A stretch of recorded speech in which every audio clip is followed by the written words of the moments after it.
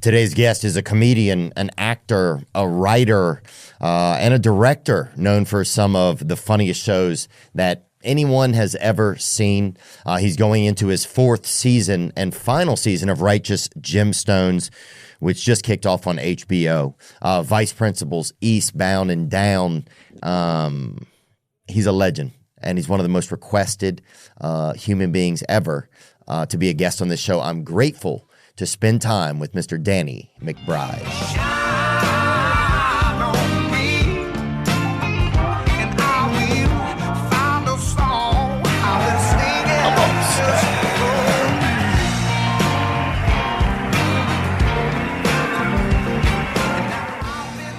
You already filmed a few of these today, or is this just, am I the only lucky guy today? Only guy. Look at us. This is amazing. So thank you for your time. Yeah, kidding me? We good? Sick. Is this going to have where all of our lines are, what we have to say in the interview? That'll be up there? Yeah. That'd be so good. That's actually not a bad idea. If the whole interview were scripted, man, that'd be freaking pretty amazing, man.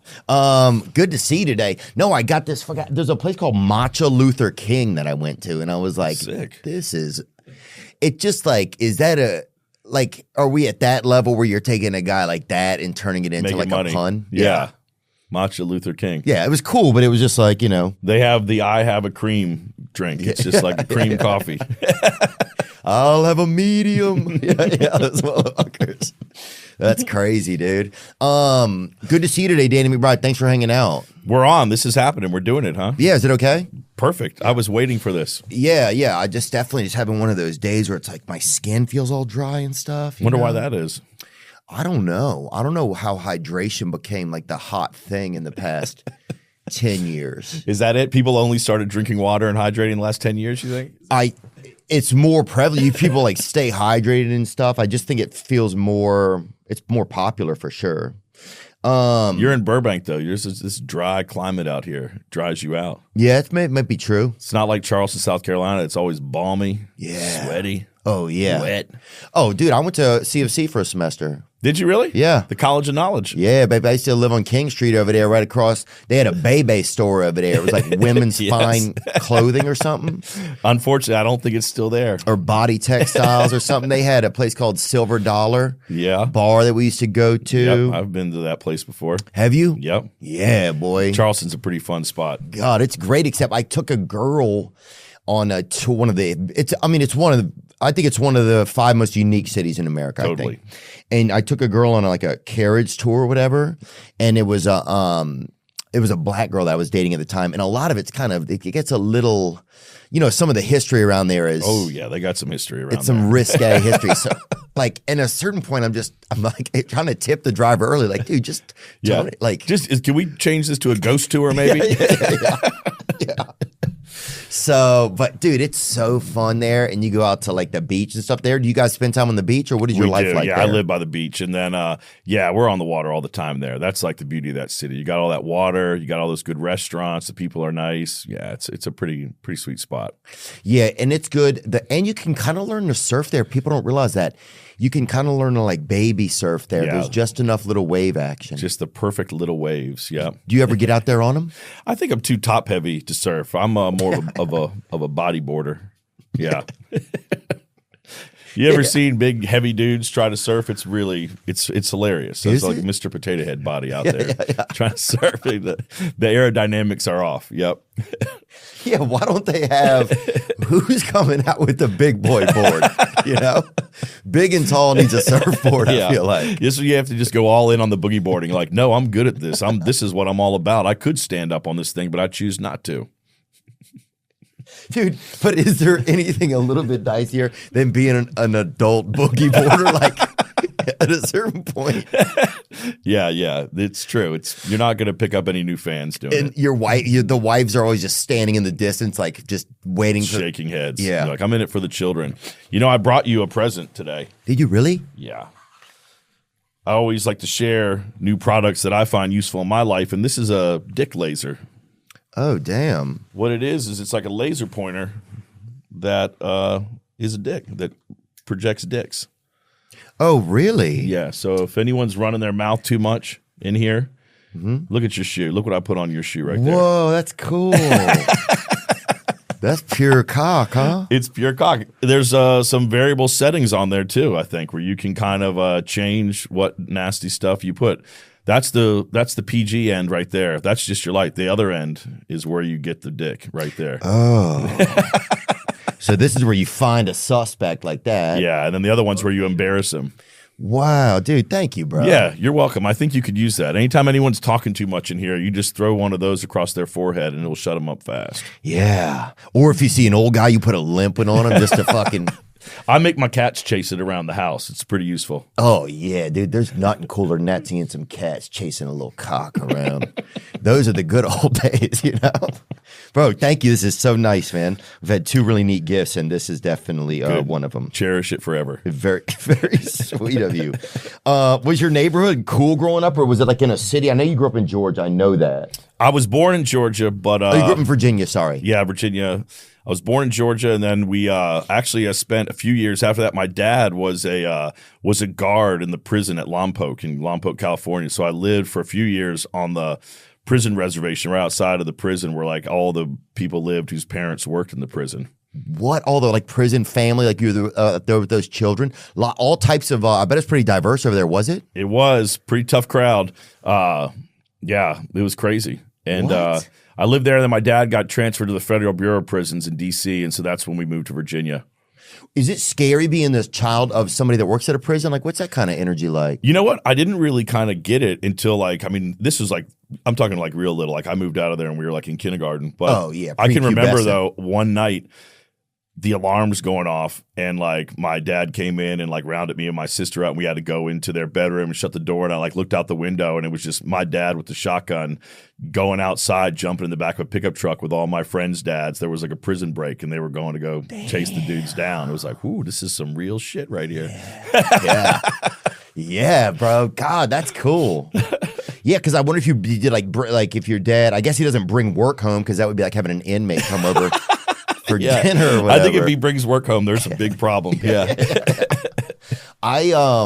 We grew up by this, it was like a prosthetic kind of, not factory, I guess. I think it was hoping that like after the war, like prostheticing would scale up or whatever. Mm-hmm.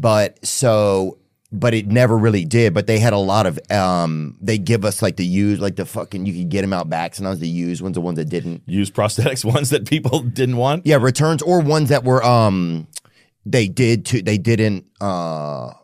it's not like veneers, but when they just didn't do the edging right on it or something, or the hand was too small for the guy who ordered. The pinky was too sharp. Yeah, yeah. Like, whoa, yeah. Can't even hug my wife with this. Yeah. But we would, you'd have people like, or it would be 2 middle fingers. Some, Guar fan would get like one with 2 middle fingers on it.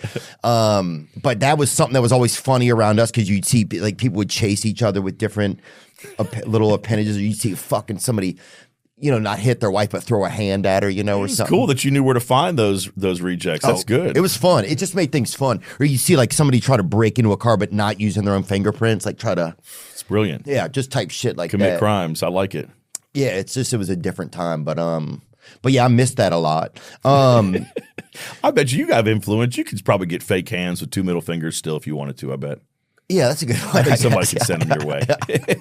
They need that though, dude. Especially with just how the things are going these days. It's like, I think you almost want 2 middles. Yeah, I feel like with the state of the world, we all definitely need more middle fingers. Yeah. We don't have enough. Do you I know since you live over there in Charleston, do you stay out of like, I know that you don't have social media stuff like that. You just keep all that stuff out of your life? I really do. Yeah, like when we shot Vice Principals, Walton Goggins and like Busy Phillips, they were on there, and they were all they were involved with social media, and they were kind of telling me, you got to get in there, it's awesome. And so I like had an Instagram account for like a matter of a few months and was like, fuck this. Yeah, I felt like it was a gateway for just crazy people to be able to reach out and touch. So I just wasn't that. I don't know. It wasn't my deal. Some people I know are amazing at that stuff, but it just didn't feel like a natural fit for me.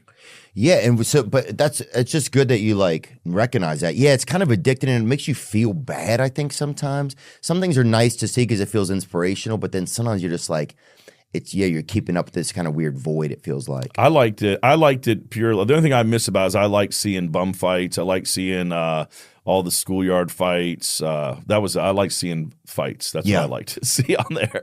Oh yeah, they have everything. They even have gauze on there now, so it's upscaled. It's upscaled a lot. Do you miss like being when I was a kid, like things were dumb, like shit was just, you could be funny all day. You didn't give a shit. Like somebody had noodles or something when you got home, like there was just shit was possible, right?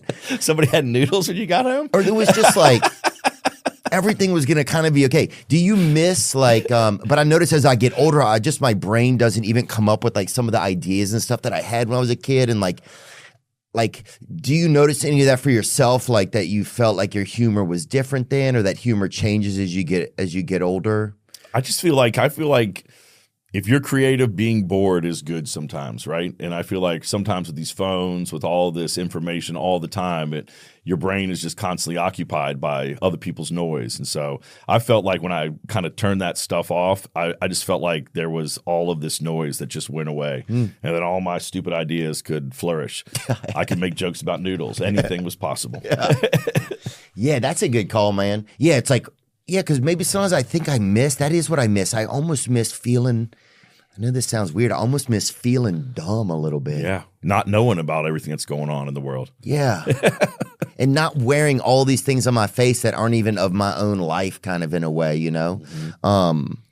And I had this weird thought about the other day, like, say if like you're a parent and you're always seeing like these cute things that kids do on TikToks and different things, I wonder if it affects the way a little bit, like if your kid isn't as boisterous or isn't, like, does it like, I don't know, like just, I don't know, I thought about like, it takes almost all of our, like, some of our good, our good reactions or the things that are kind of supposed to be reserved for kind of real people in our lives.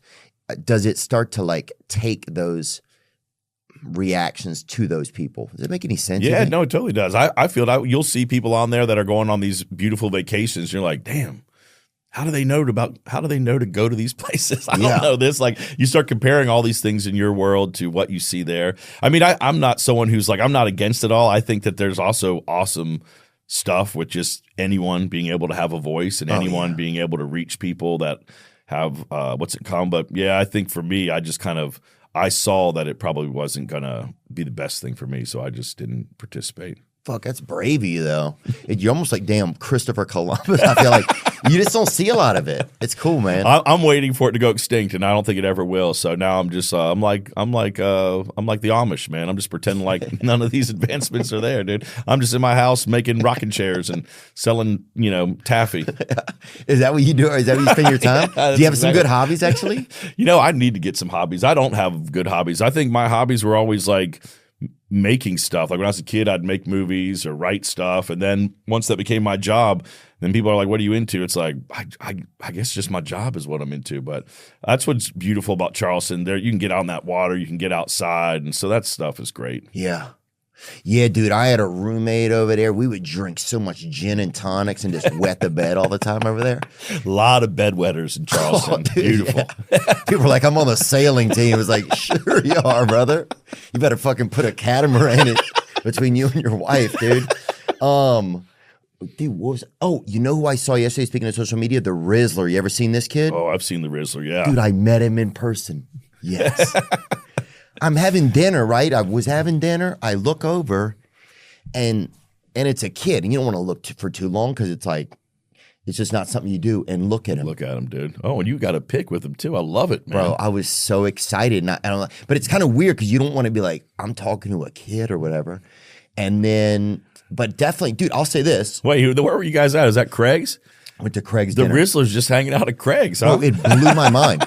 There was like some guy in there who like had like overdosed on age or something, like some super old guy who's like, I'm a producer, He's like, I produced the Mayflower or whatever. I was like, that was a fucking boat. That was a boat in the 1800s. But yeah, anyway, this is the coolest thing that ever happened. So I was so excited. And not to snitch on him or whatever. First of all, he had 2 Pepsis or whatever past 8 p.m., which I think is. That's late. The bedtime stories won't work anymore. They'll be up all night. Yeah. Yep.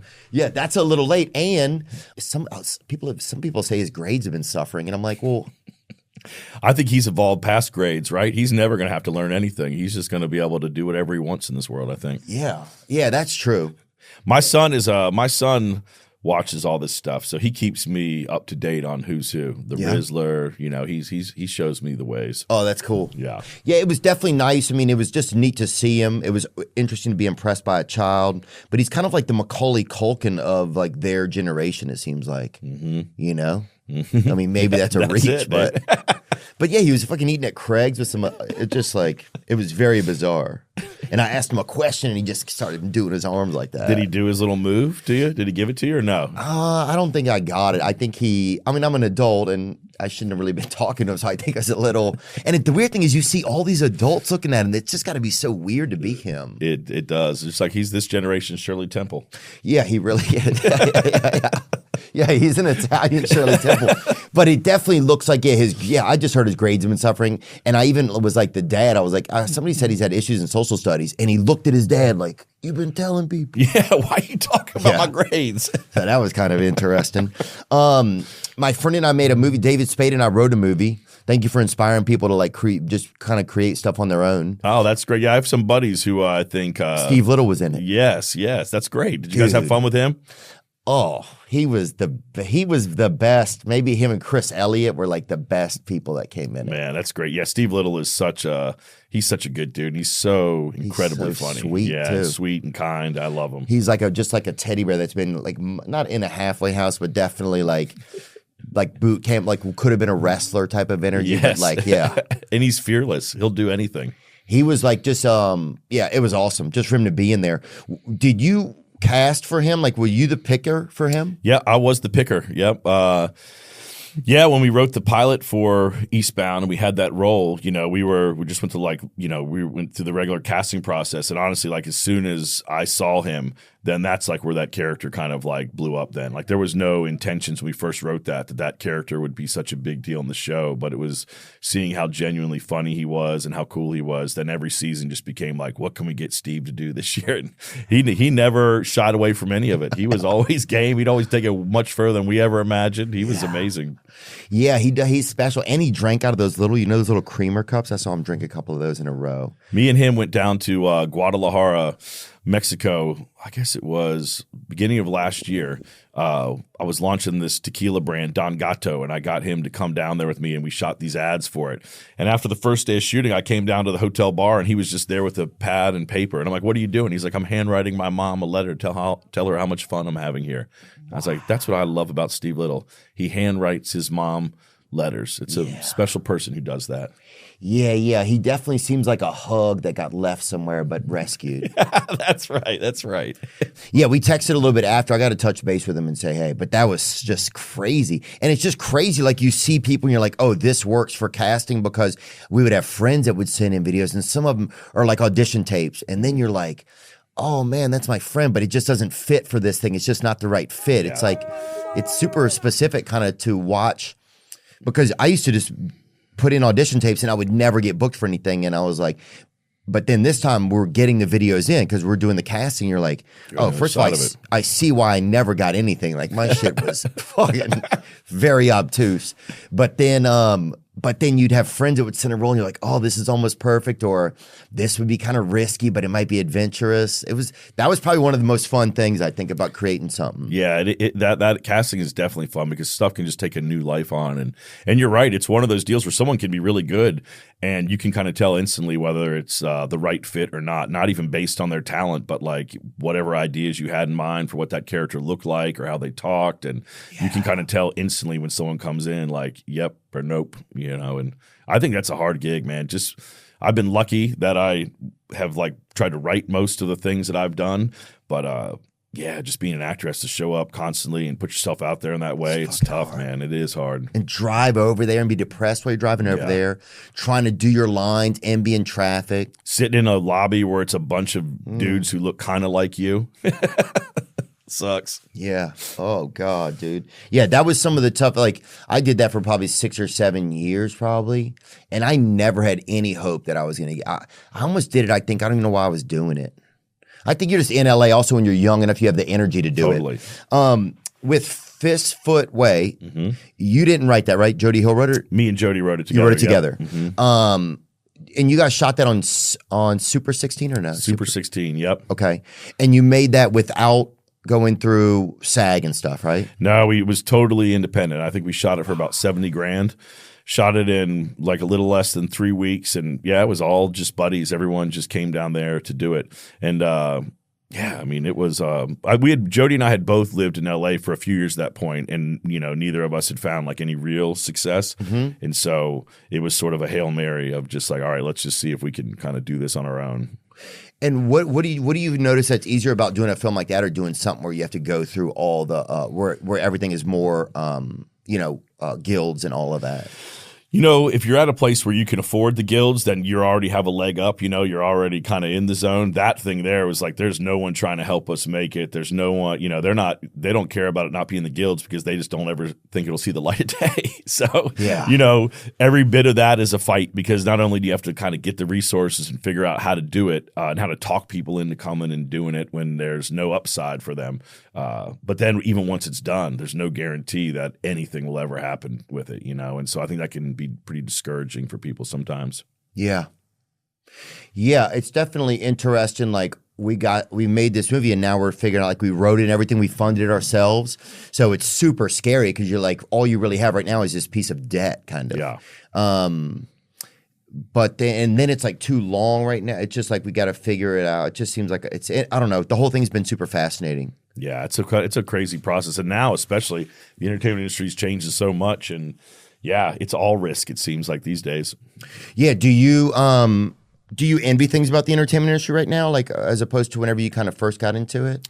What I find interesting is like I went to film school in North Carolina. That's where I met Jody Hill and a lot of the guys I work with. And, in the 90s, there was just like such a healthy, independent like film market. I mean, you were going to film school and you're seeing guys like Tarantino and, Kevin Smith and all these dudes are just like making stuff that's pretty simple and it's not requiring massive budgets, and they're finding audiences. And so it was inspiring. You felt like you could do it, like you were like anyone could do it. And it's kind of funny that it was much harder to make an independent film then. I mean, you had to shoot on film. You had to there was all these elements of things that were super expensive. Oh, yeah. And it seems kind of crazy that with technology, it should be easier than ever to make something independent, but it feels like the market is like not as healthy as it used to be. And it's kind of disappointing. Yeah, I think, but something new will come out of it, right? That's how you kind of think, like, how does this evolve? What happens next? That sort of thing. Was there a movie that you that you wrote, or a role or some little piece of something that you wanted to do that once you started to get a little older? Because I'm like, fuck, this thing would have been great like 7 years ago. I think I could have pulled it off, but now it's just, like, do you ever think like that? Like, was there something you had? You're like, fuck, now I'm gonna have to cast somebody to do it instead of do it. It's so hard writing stuff that most of the time when I have written something, it's been with the intention of going and making it. I only have a few things that I've written that I didn't kind of move on, but most of them were just because it wasn't any good and it wasn't something to kind of pursue. But luckily, all the stuff I've really put my energy into, I've been able to see it to fruition in some way or another. Wow. Yeah. Yeah, because that's what I think about. Like, I had this idea for this thing. It was like Sinkhole Baby, right? Like a guy, like the sole survivor of a sinkhole, right? Yeah, Sinkhole Baby. In a small town, right? And people are like, they fucking love him because he made it, because God picked him. and at the cafe, they even have they'll have like a little oatmeal there, but they put a raisin in it, like at the town cafe. That's Sinkhole Baby. That's him, yeah. Wait, and so you think that you've gotten too old to be Sinkhole Baby now? Well, but then what happens is, it creates a lot of hype when something happens to you that you didn't plan, right? Like suddenly you're a celebrity, but how do you live up to that in a small town when you didn't really do anything? When really God did it with gravity, and now you have to fucking live like the repercussions of being Sinkhole Baby. And then you go on tour with like other people, like Hit by Lightning guy and fucking, I think you need to make this, dude. There's a story here. Look at this. I just feel sometimes like I'm just getting a little too old. Hey, man, you're never too old to be a Sinkhole Baby. That's one thing I've learned in this world. Really? You think that? Yeah, I believe that. And I don't know what the second half of it is sometimes. You got to go back in that sinkhole. You left your phone in there. You got to get back in there. Your buddy was left behind. Got to get his body. Got to bring it up. And then at the end, you go to the cafe and they put 2 raisins on top of that. Yeah. That's how you win in the end. All right, folks. If you've got a little itch for some Bitcoin or you're trying to dip your toe into that crypto pond, then listen up because I've got something for you. Let me introduce you to MoonPay, the smoothest, easiest way to buy and sell crypto. Just use what you've already got. Your credit card, debit, PayPal, hell, even Venmo. That's right. MoonPay's making crypto easier than ordering a pizza. And look, crypto's been on a heater, man. Everybody knows that, baby. It's moonbound. If you've been thinking about stacking some digital coins, then MoonPay has got your back. MoonPay is not just another player. They've been around the block and have the experience to make buying crypto as smooth as a freshly paved road. You know, I've had a rocky relationship with crypto. I've been in, I've been out, I've been in and out. I've been hokey and pokeying with my finances in crypto, but MoonPay has brought me back. And if you're wondering, is MoonPay safe? Buddy, it's safer than Fort Knox. It's safer than some really tight underwear. So if you're looking to jump into crypto, there's no better space or place than MoonPay. Head over to moonpay.com/THEO, or you can access them in any of your favorite crypto wallets, such as Exodus, Phantom, MetaMask, or Trust Wallet. This isn't financial advice. Trading crypto carries risk, and you could lose your investment. MoonPay is here to facilitate, not advise. Same as myself. I'm hydrated, I'll say it, and I use Liquid IV. That's how I do it. Just 1 stick packet of Liquid IV. I open up a bottle of water. I pour just a touch out, just a sip. For the hydrators that aren't here, pour a little out for them. And then I pour that packet in, put the lid on, shake it up, and douse myself with that thick, good liquid. They have true-to-fruit flavors that keep you hydrated, like raspberry lemonade, white peach, my favorite, and rainbow sherbet.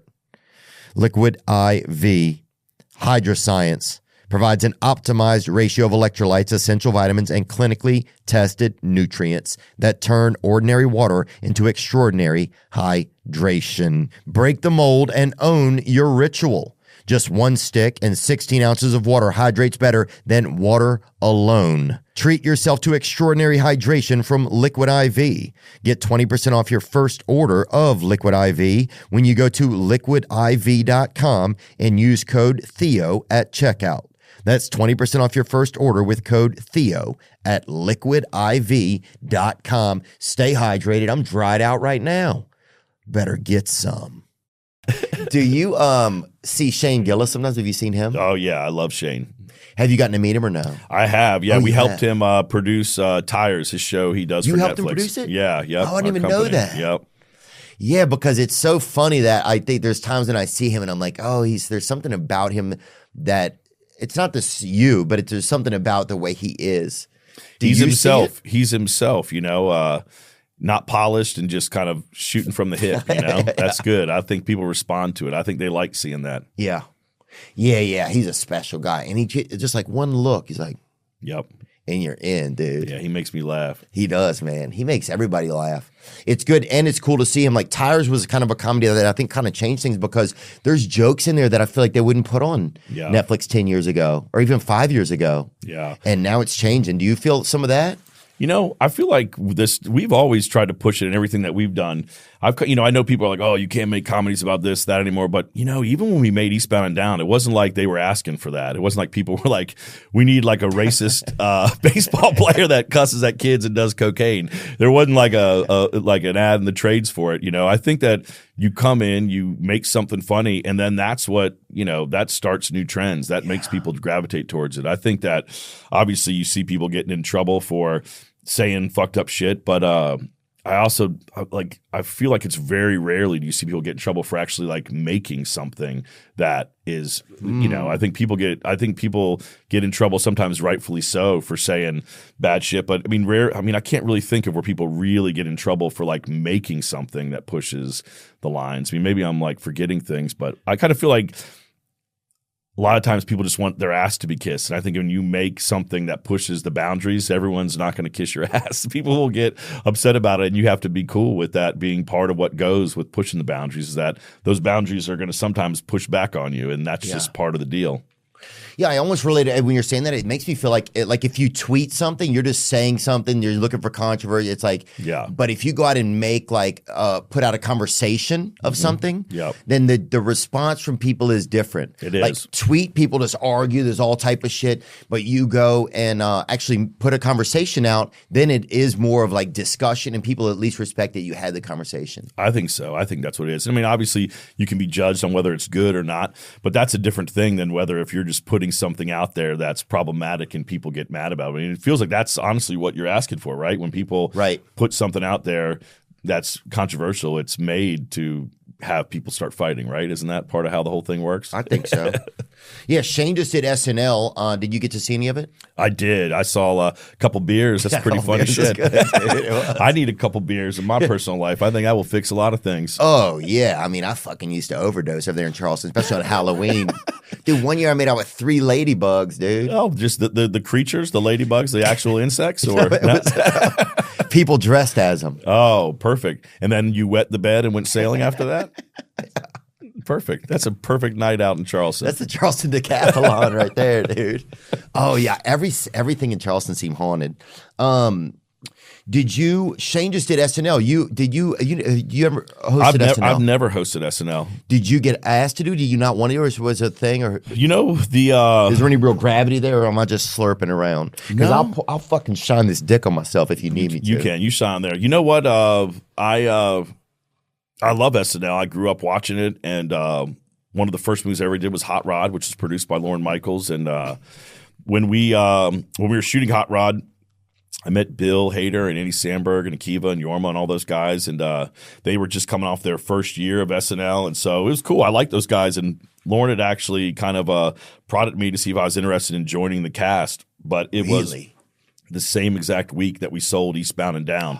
And so I was like, as much as I'm flattered, this is what I'm going to go off and do. And then none of them ever talked to me ever again after that. God, yeah.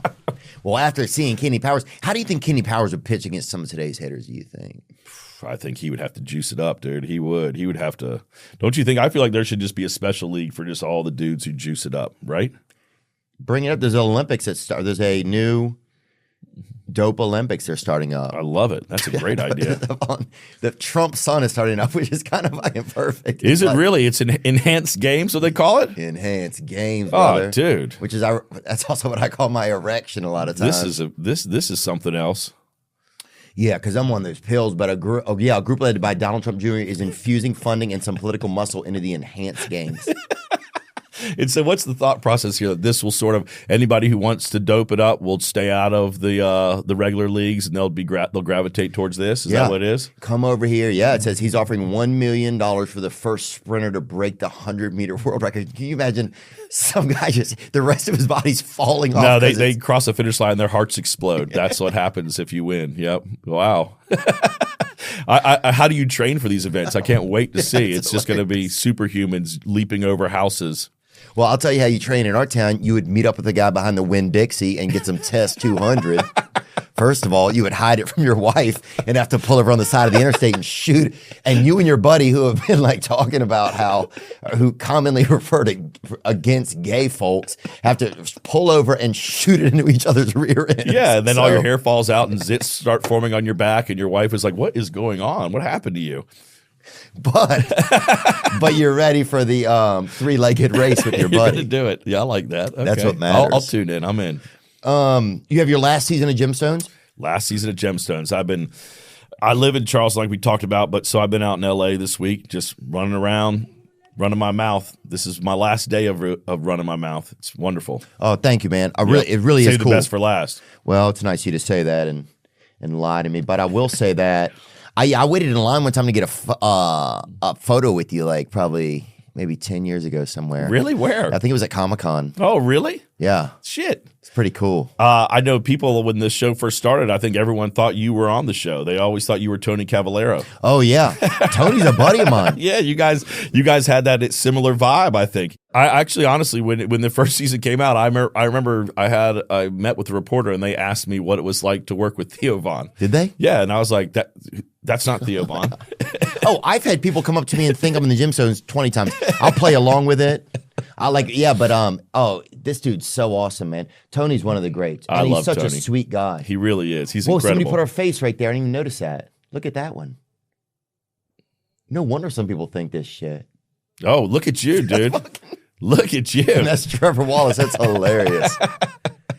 These days, you don't even know. This is the magic of AI. Look at that. I'd buy it. I know. Wow. And very similar chests. And very similar. Yeah. How do you... I'm just noticing how much more ripped Tony is now. Like, he was always strong, but goddamn, that dude got really strong over the last few years. Yeah, well, he just has such a him and Devon oftentimes when we're shooting down Charleston, those guys have the same schedule, and so every day that they're not working, they're just fucking pumping iron together. Are they? Just getting strong, spotting each other. Yeah. Yeah, dude, I remember they had a gay fella in our town. He was a drug dealer. So everybody wanted drugs. So also that's how you also kind of like met gay guys, you know, or at the first time. So it was they had really the cool treats. Right. It was like, dude, yeah, these guys are fucking. But I think it did a lot for our town because some people who may not have like kind of like, you know, branched out more, you know, or just like had more questions. Suddenly you were sitting there high as hell. Yeah. And then more gay people started kind of like. Drugs are the great equalizer, right? Oh, yeah. It crosses every boundary known. Oh, God, yes. Were there real life pastors that you used to that you sent your gemstone pastors like John Goodman and Baby Billy? Do you send them? Like, did you have them reflect on guys, or did you go watch? Did you get some front row tickets to some Osteen, or what were you doing? You know what? A lot of it was just like watching videos and stuff, and then actually kind of went around and I did it. I interviewed a few different pastors just before I told them what I was making a show about, and just, you know, for my own ideas, my own insight. And people were responsive. They talked to me. You know, my aunt, she actually sadly passed away just a few weeks ago, but she was a minister. So I talked to her a lot about the church and really, what kind of church did she minister at? I think it was. I feel like she was it was in Atlanta, and it wasn't a mega church, but it was one of those sort of these you know, churches that can pop up in shopping centers and not look like your typical church. And she kind of moved into counseling after that as well. But you know, I grew up in a household that was pretty religious. My mom was she did like puppet ministry when I was a child. She would like do the children's sermons and stuff like that. Oh, really? Yeah. And do they hide behind someone to do that? Is you out front? It's like a little. We had this like PVC pipe frame with felt over it. Yeah. And they'd hide behind there, and my mom had like boxes of these puppets, and she would drum up these little scripts, and you know, mostly Bible characters. No, sometimes there would be, but sometimes they would just be these characters, and they would have to learn Bible lessons. You know, God, that's crazy, bro. So it's like characters like suddenly Paul Revere's in one of the scenes. Yes, exactly. But it was, that's you know, so cool. I grew up with all that stuff. So yeah, that's the kind of shit we do right there. That was it. Oh, this is great, Tom. Yep. And oh my God, yeah. And the guy on the right, obviously. Yeah, he's learning stuff. He's learning about He's singing a song about sinkhole baby, you know, and about how Jesus raised him up out of the sinkhole, made him into a little raisin. Oh, that's cool, man. Yeah, I'm trying to think if we had any puppet no, what did we have? We had a guy who was missing one finger. Puppeting's a lot of shoulder work. People don't think about that. Got to have a lot of upper body strength. Yeah. You're that's the French bulldog of you stay like that. the drama region. Yeah, you're really building those shoulders. Is your mom pretty proud of you? What's you guys' relationship like? We're good. We're strong. She moved. They lived in Virginia, and then when we moved down to Charleston, she moved there. My wife's from Los Angeles. You know, I met her out here. I was here for like 20 years. And so when I convinced her to move to Charleston with us, you know, figured it was only right. Me, her, and the kids come down. Her mom, who's Angelino, she moved down there too. So now for the first time in my life, I have I live in the same town as my parents, and yeah, it's kind of wild. Wow. That's so cool, dude. You like got to capture the whole dream. I think that's everybody's dream. I'm gonna go. I'll show them. I'll move. I'll have the girl. I'll have the family. You know, it's been nice, man. I always feel grateful for what we get to do, and but the fact that like this show, all the shows we've done, I've made it with all my buddies that I met in college. You know, guys I met when I was 18 years old. We're smoking weed together in the dorm rooms, talking about movies and all this shit, and now 25 years later, we're all still doing the same stuff. It's kind of awesome. Yeah. I wonder. I would like to get to meet a wife sometime soon. Where did you meet your wife? At a certain location? I met her. She was like a friend of my neighbor when I lived in this shitty apartment over in West Hollywood. And so it was just kind of one of those things where you don't have any money to go to any of these expensive bars or clubs when you're in your early 20s out here. And, unless you're the fucking Rizzler, yeah, huh? except you're the Rizzler. You're going to Craig's, dude. Drinking 2 Pepsis after 9. Living that high life. I didn't want to say anything, but yeah, his grades are down, but the money's up, That's his fucking life. Yeah, I know. I've had that, moving. I went to college in North Carolina and moved here in '99, and man, this is a tough city to come into with nothing. It's hard living. I feel like when you get out here and you're waiting tables and PAing and just doing all this stuff, making no money, and it hurts. You can't go do anything, and every girl that's your age is dating someone who's 15 years older and dating successful. Aerosmith or something. It's tough. And they take a girl like on a world tour, and then you're like, I'm supposed to take her where for a walk? And how am I even going to compete? Dude, I remember on my birthday, I got out here. I've been out for like a year, and I bought a used refrigerator, right? I was saving. When I finally went and looked at the price, I was probably saving $60, right? Nightmare. Had to borrow somebody's truck to go get it out towards Reseda, get it back home on my birthday. I spent my whole birthday doing this. I get it over to the door of our apartment, and it will not go in. It's just a little too wide. So now I have to take the fucking doors. I remember sitting against the wall crying. Yeah. I was on steroids, but I was also sitting there and dude, parking spots were too small. You couldn't get out. You get a ticket and you would ding.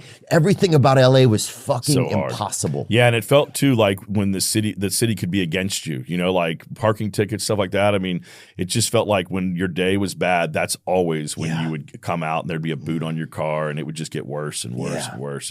And that's the other thing is, when you're kind of living on the edge like that, it feels like no one gives a shit either. Like people would walk over you, and if you were laying on the ground bleeding, yeah, it was tough. Did you ever do stand up too, or no? I never did stand up. No, I mean, you desire to? You think? I didn't really. Honestly, I didn't even really have any ambitions to be an actor. It's like I went to film school to write and to make. I always kind of imagined I would just be behind the camera and. And that's true 100%? 100%, yeah. I mean, I didn't have any ambitions of trying to be an actor at all. David Green, who was another classmate of mine, he made this movie called All the Real Girls. Bring it up. It's a beautiful film about first love in Appalachia. Ooh, really? Yeah, but he had an actor who backed out of the show at the last minute, and it was an independent movie, and he just asked me to come down and play the role because he didn't have time to cast somebody else. And it was the very first time I ever acted in anything. And after Jody saw it, he wanted to make a movie, and he was like, well, you're the only person we know who's been in something, so it's funny that we thought that was a leg up. Just that dude right there we thought would somehow get something made. Dude, it's so crazy though when you go from an idea like, even with this movie, like it was all emails, and then we show up one day on set and there was a real movie going on. Dude, I had to sit down for a while. I was like, oh my God, I thought everybody's just fucking around. Like, and then it was a real movie, and there's like people don't know what they're doing, and people do know what they're doing. People are yelling, and but it was like, oh my God, this is really it. And then you realize it's so hard to make something really too, because so many little things happen. Like we got pushed by the fire for a week, and it was like, suddenly that changes everything. And you don't know if people are, and then we had to shoot one day, the day with Steve Little, where it's like the winds were 40 miles an hour. We can't afford to reshoot. So it's like, fucking pretend that the winds aren't 40 miles an hour. We had the same thing on Gemstones here. I mean, that's what a lot of this stuff becomes, it becomes surrounding yourself with just strategists, like people on your team that just know how to solve problems, because that's what 100% what all making anything is you got your idea of what it's going to be, and then every day it's dealing with something that's coming your way to make it less than what you want it to be. Yeah. And you got to figure out how to navigate it. Yeah, when we shot the season of Gemstones, right near the end, like there's this like pretty specific location to this season, and I fought really hard to be able to get in this place and shoot there, but we only had limited time. And the night before we had to shoot like the last scene of the entire series, Hurricane Helena comes through that part of Carolina and just like decimated everything. And this location that we're at, it's like 100-mile-per-hour winds, no power. And it's like there's no alternative. We have to shoot this thing. You have to just do it. So it's like, well, once these hurricane force winds die down, maybe we'll try to get some extension cords and finish this thing off. And that's exactly what we did. It was crazy. Damn, yeah.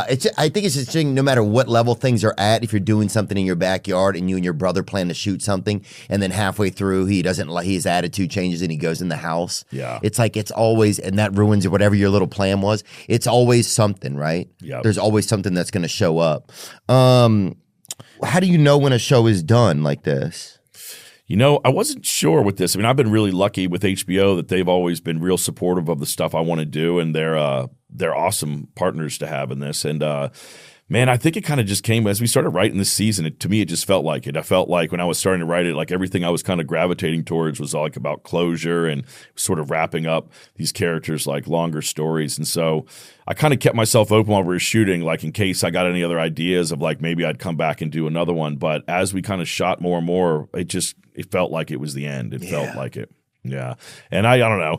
TV is one of those things too where it's a strange art form, because if it's good, the reward is you just get to keep doing it and doing it and doing it. But sometimes that doesn't necessarily make for the best story, just to have, all right, this is like the 10th time these characters have almost died. Like Lost or whatever, that show. Yeah, where things can overstay their welcome. And, people are getting hit with so many things these days. Like there's so many things vying for your attention. It's a lot to ask an audience to like stick with the show for 10 years or something. You know what I mean? And just think that your tastes in 10 years will be the same as it was when the first season came out. So for me, I didn't want to stay in it longer than we needed to. I never wanted to make it something where it didn't matter. I always kind of wanted to make sure it was relevant and something we were all having fun doing, and never kind of evolve into something that just feels like a job. Yeah.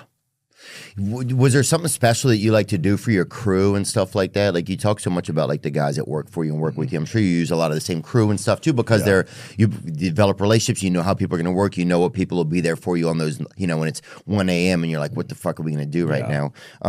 What's something you like to do for them? I've heard that you do nice things for them. Yeah, we just like to party. To me, I feel like it's one of those deals. We like to rock and roll. But I do feel like especially living down there. When you're asking people to come work on the show, you're asking them to like leave their lives, leave the comfort of their homes, sometimes leave their spouse or their partner and come down there for 6 months to come work with you.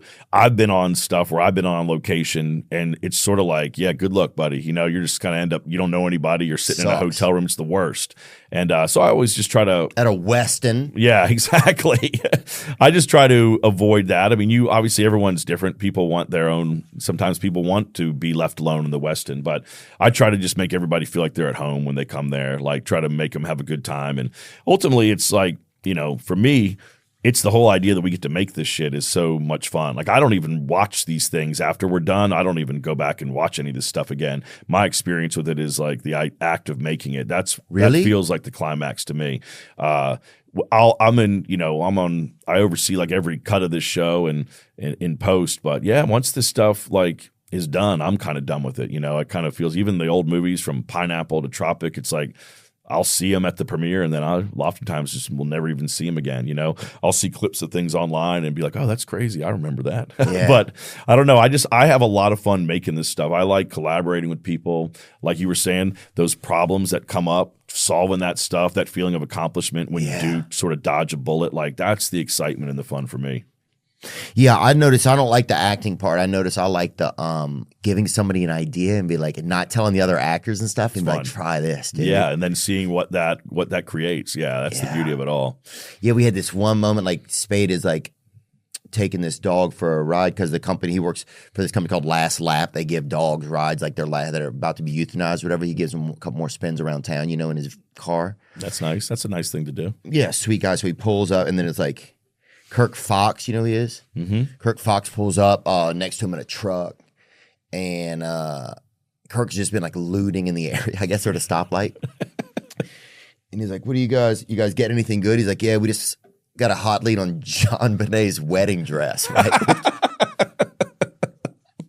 And that came from your dome. That was out of your pocket. Snuck over just like a fucking like a fucking Navy SEAL. I just put this little fucking. I just shine that cock right in his soul, and then I went off and hid in the distance. And that's what I noticed. That's the only thing I always loved. I always liked, even when we were a kid, like we would go like not getting molested, what's called camping with people's dads, right? And getting molested. No, you were right. The first thing you said was right.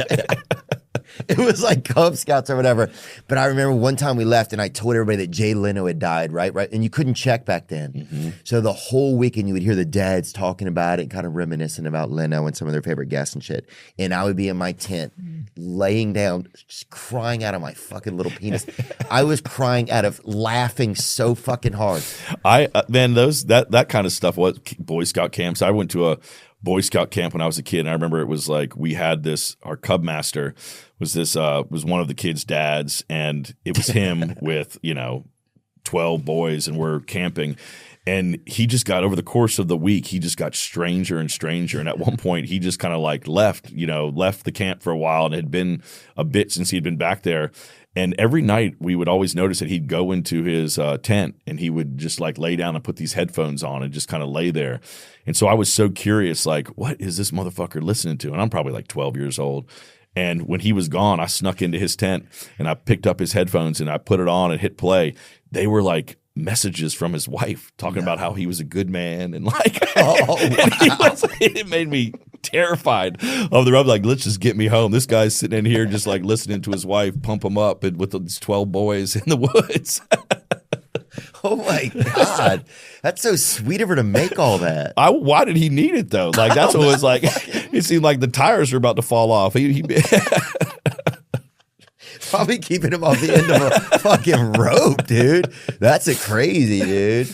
I almost got sent home from that camp too because I pulled a knife on a kid. Not for real. No, of course but not. I had that. When you're that age and you have your little knives, your little Boy Scout knives, you're constantly playing with it. And I guess this other troop walked past us and I'd pulled that knife out and they thought I was like fucking threatening someone, and I had to go into the office and explain myself, and I got my knife taken away for the rest of the week. Yeah, dude, there was something I remember like when I was a kid, we'd get one thing we would do for fun. I remember the mosquito truck would come by and we'd get on our bikes and fucking ride behind it and just huff the gas. Just get high. Bro, we would be fucking cooked, dude. Just like unbelievable. A trail of dead mosquitoes around. Everybody's singing. Bro, yeah. Dude, if I went near a bird, it would die after that. Like anything that could fucking hit the airwaves was dead. I couldn't even pick up AM radio, bro. I was like, anything that could fly that was something fun. I remember being in the woods and somebody would say like, I saw something, and then you would run. The fear that you didn't see anything, somebody did, and they started to leave, and suddenly you were alone. Even if you were one step alone in the woods from your friend, it was like, it's going to get me. There was the like unknown. Yeah, we used to. That was the best. I grew up in Virginia, and it was a neighborhood that was like brand new. It was like in the 80s. And like, so it was all woods and stuff and all construction. It was all like they were just building one of those big subdivisions, and we were like one of the first houses in there. And so me and my friends would just have like the run of that place. I mean, we were constantly doing that, but there was like this one construction site, and we were young. This is probably like 4th or 5th grade.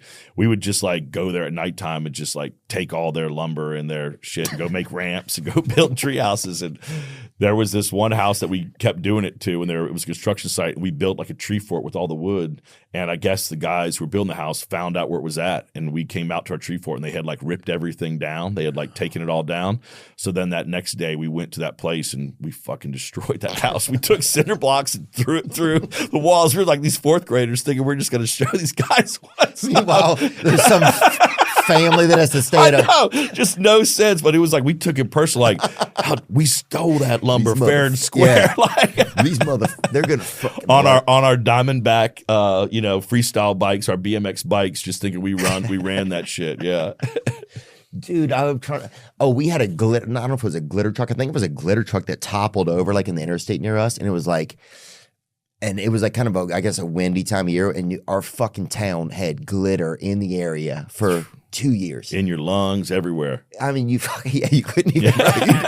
You'd meet somebody and half of them would have fucking. They're shining. Just crazy, dude. Those are good days.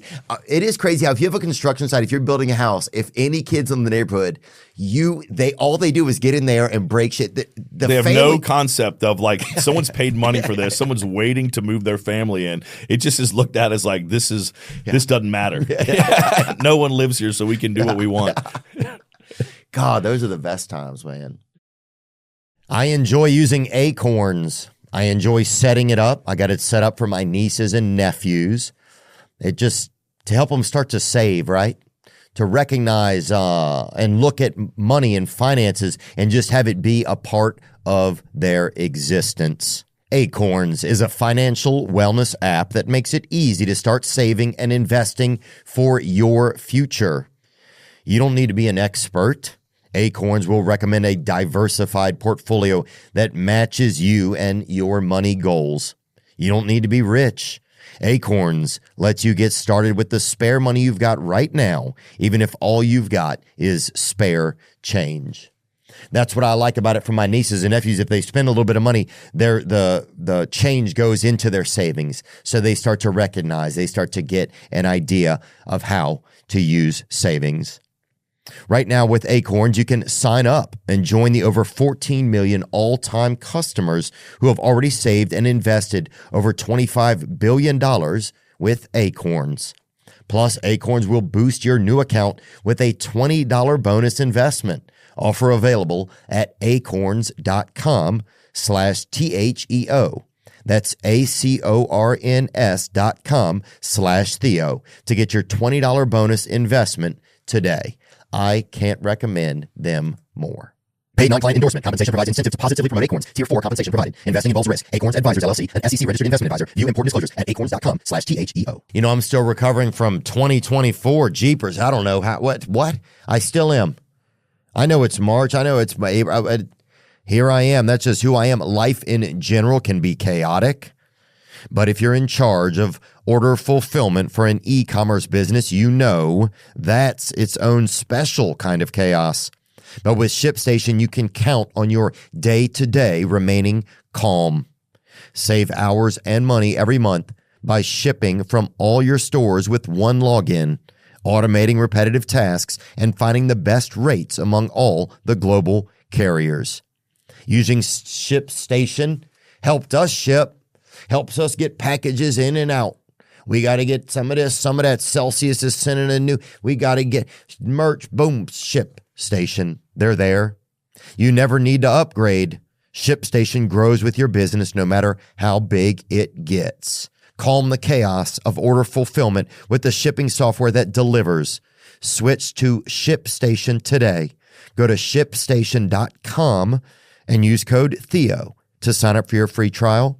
That's ShipStation.com, code THEO. Yeah, that's the stuff that I think sometimes about getting older. It's like, do you ever start to think like that you only get to do so many things? Does that start to become a thing in your head at all? I mean, you've been, so proclivative or whatever it's called, but prophylactics. Yeah, you've been so prophylactics, but do you ever start to think about that? Like, shit, I got to, or is it kind of like, I know I've had that a good amount of time to make what I've wanted? I sense it with my kids. When I was living out here in Los Angeles, like we lived up off of Mulholland, and my son was like, he was like in kindergarten. He's starting to like, he's like, I want to learn to ride a bike. And I'm like, why? You're never going to be able to like ride a bike up here on Mulholland, And I started seeing that. I'm like, oh, he's not going to have the same experiences I had, that level of freedom of just kind of like coming home from school, dropping your book bag off and just like taking off until the sun went down. And that stuff is important, that little bit of independence. I kind of kept feeling like every time he got to play with somebody, there was always like me and my wife having to like orchestrate it and sit there in the background watching them play. And, yeah. And that was kind of honestly like the main reason why I wanted to move back to the South is I just kind of wanted to go somewhere where he could, unleash. He could get on a bike and have a little bit of freedom and kind of have that, It feels like you can always move to the big city, but it's definitely harder if you're a city boy to kind of like go back, go somewhere small. So I kind of wanted them to have a little bit of that sort of life, a little taste of that, Yeah. And then Yeah, because like you said, it goes by quick. It's pretty soon. You can't just go destroy a construction site without ending up in prison. I wanted him to be able to go destroy some construction sites and just get a slap on the wrist. Yeah, some drywall. Yeah, I wanted him to fucking beat up some drywall. Yeah, I moved to Nashville a few years ago, and I like it over there. I just live in like a regular neighborhood. My neighbors are just like, as a soccer coach, it's like it's neat, I like it. It's more peaceful. It feels just like a very small city. Yeah, Nashville's fun. I like it down there. I think it's cool. It's fun over there, definitely. And it's like Chattanooga's fucking great. You been there? I haven't been there. God, dude. It's fun, huh? Yeah, it's just like there's like mountains, whitewater rafting. Everything you wish was in Nashville that isn't. Yeah. And it's smaller, feels good. Oh, I got to go over there. I'd never even been to Nashville until we moved to Charleston. I think my wife and I were just like looking for what was a quick trip away, and Nashville is so close that we saw it. But I think it's fun down there. So Chattanooga, though, I got to check that out, huh? Chattanooga's beautiful, man. They have this Look beautiful walking bridge where you walk. It's like it used to be a bridge, but they shut it down or whatever because it couldn't bridge anymore or whatever. So basically it's just like it stopped bridging. Yeah, it's just like a brave road really at that point. But they turned it into a walking bridge, and so they built like a newer one next to it. And but just the whole area is awesome, man. It's beautiful. They have a place called Lookout Mountain there where you can see like 7 states or something from it. Wow. A lot of Civil War shit. If you're big into Civil War reenactments and shit, Yep. like my buddy's dad used to referee those and shit, so we'd go watch those a lot. And like, so I love that kind of shit. Me dude. too. I love a fucking cannon, dude. I love Civil War stuff too. I grew up in, after we left California, I grew up. I spent most of my time in Fredericksburg, Virginia, and so there's a ton of Civil War stuff there. And my backyard, I'd find like Civil War bullets and stuff. I mean, we were all, it was that stuff loomed heavily over my childhood just because it was so close. I mean, I even have a buddy that his old man would put on night vision goggles and go out to the national park battlefields and go metal detecting because that's a federal crime. You're not allowed to go do that shit. And he would go out there and just like outrun those park rangers and just get bullets and bayonets and like all this stuff. We'd always like play around with all that stuff in his garage. It's kind of amazing. He's writing his dad in prison. Dear Dad, thanks for the rusty bayonet. It was worth every minute. Bro, that shit was a big part of growing up in this house. Somebody would be like, dude, they found arrowheads on our property. Yeah. Rusty shit. They found a fucking canteen from 70 years ago. Yeah. That was a huge thing about growing up in the South. It is. My buddy who still lives back there, I went to go visit him a few years ago, and we were supposed to catch up. In Virginia? We were going to catch up downtown for a few beers, and he's like, hey, man, come back behind the high school here. Like, I want to show you something. It's like, uh-oh, here we go. But I went back behind the school, and we kind of like walked down to the woods, and we come down there, and he's found this place that he's like completely like roped off like it was an archaeological dig site. Yeah. And I'm like, what the fuck is going on back here? And he's like, man, I think I found like an old Indian camp here. And he started showing me all this shit that he had found. It was like weird like pottery and arrowheads and all this stuff. And it was amazing. He found it on his own. And he was just like, yeah, man, there's so much of that stuff here that basically if you just like look for some place that had like access to water and had a lot of sunlight during the course of the day, that 9 times out of 10, somebody would have saw that as a place to set up camp. And then you start digging around and it's all under there. And like, man, it was cool. But it made me start looking at everywhere a little differently. You know, it's cool. Yeah, dude, they had a guy who hid treasure. Do you see that? He hid treasure for like 10 years. Somebody finally found it. Oh, wow. He hid a $2 million treasure, and it finally got found a few years ago. He made like a treasure, like a story about it. Oh, gotcha. So he had like a little, like, put a call out. Scavenger hunt, and people looked for it for years. A couple people died looking for it. Oh, that's sick. God, I used to always want to look for bodies on the side of the interstate. That's my big thing. Oh, you were just trying to make a sequel to Stand By Me? Just trying to find Browers, Flowers, whatever the fuck his name was. Yeah. Staying by I-65 is what it's going to be called. But yeah, that's something that I always wanted to do.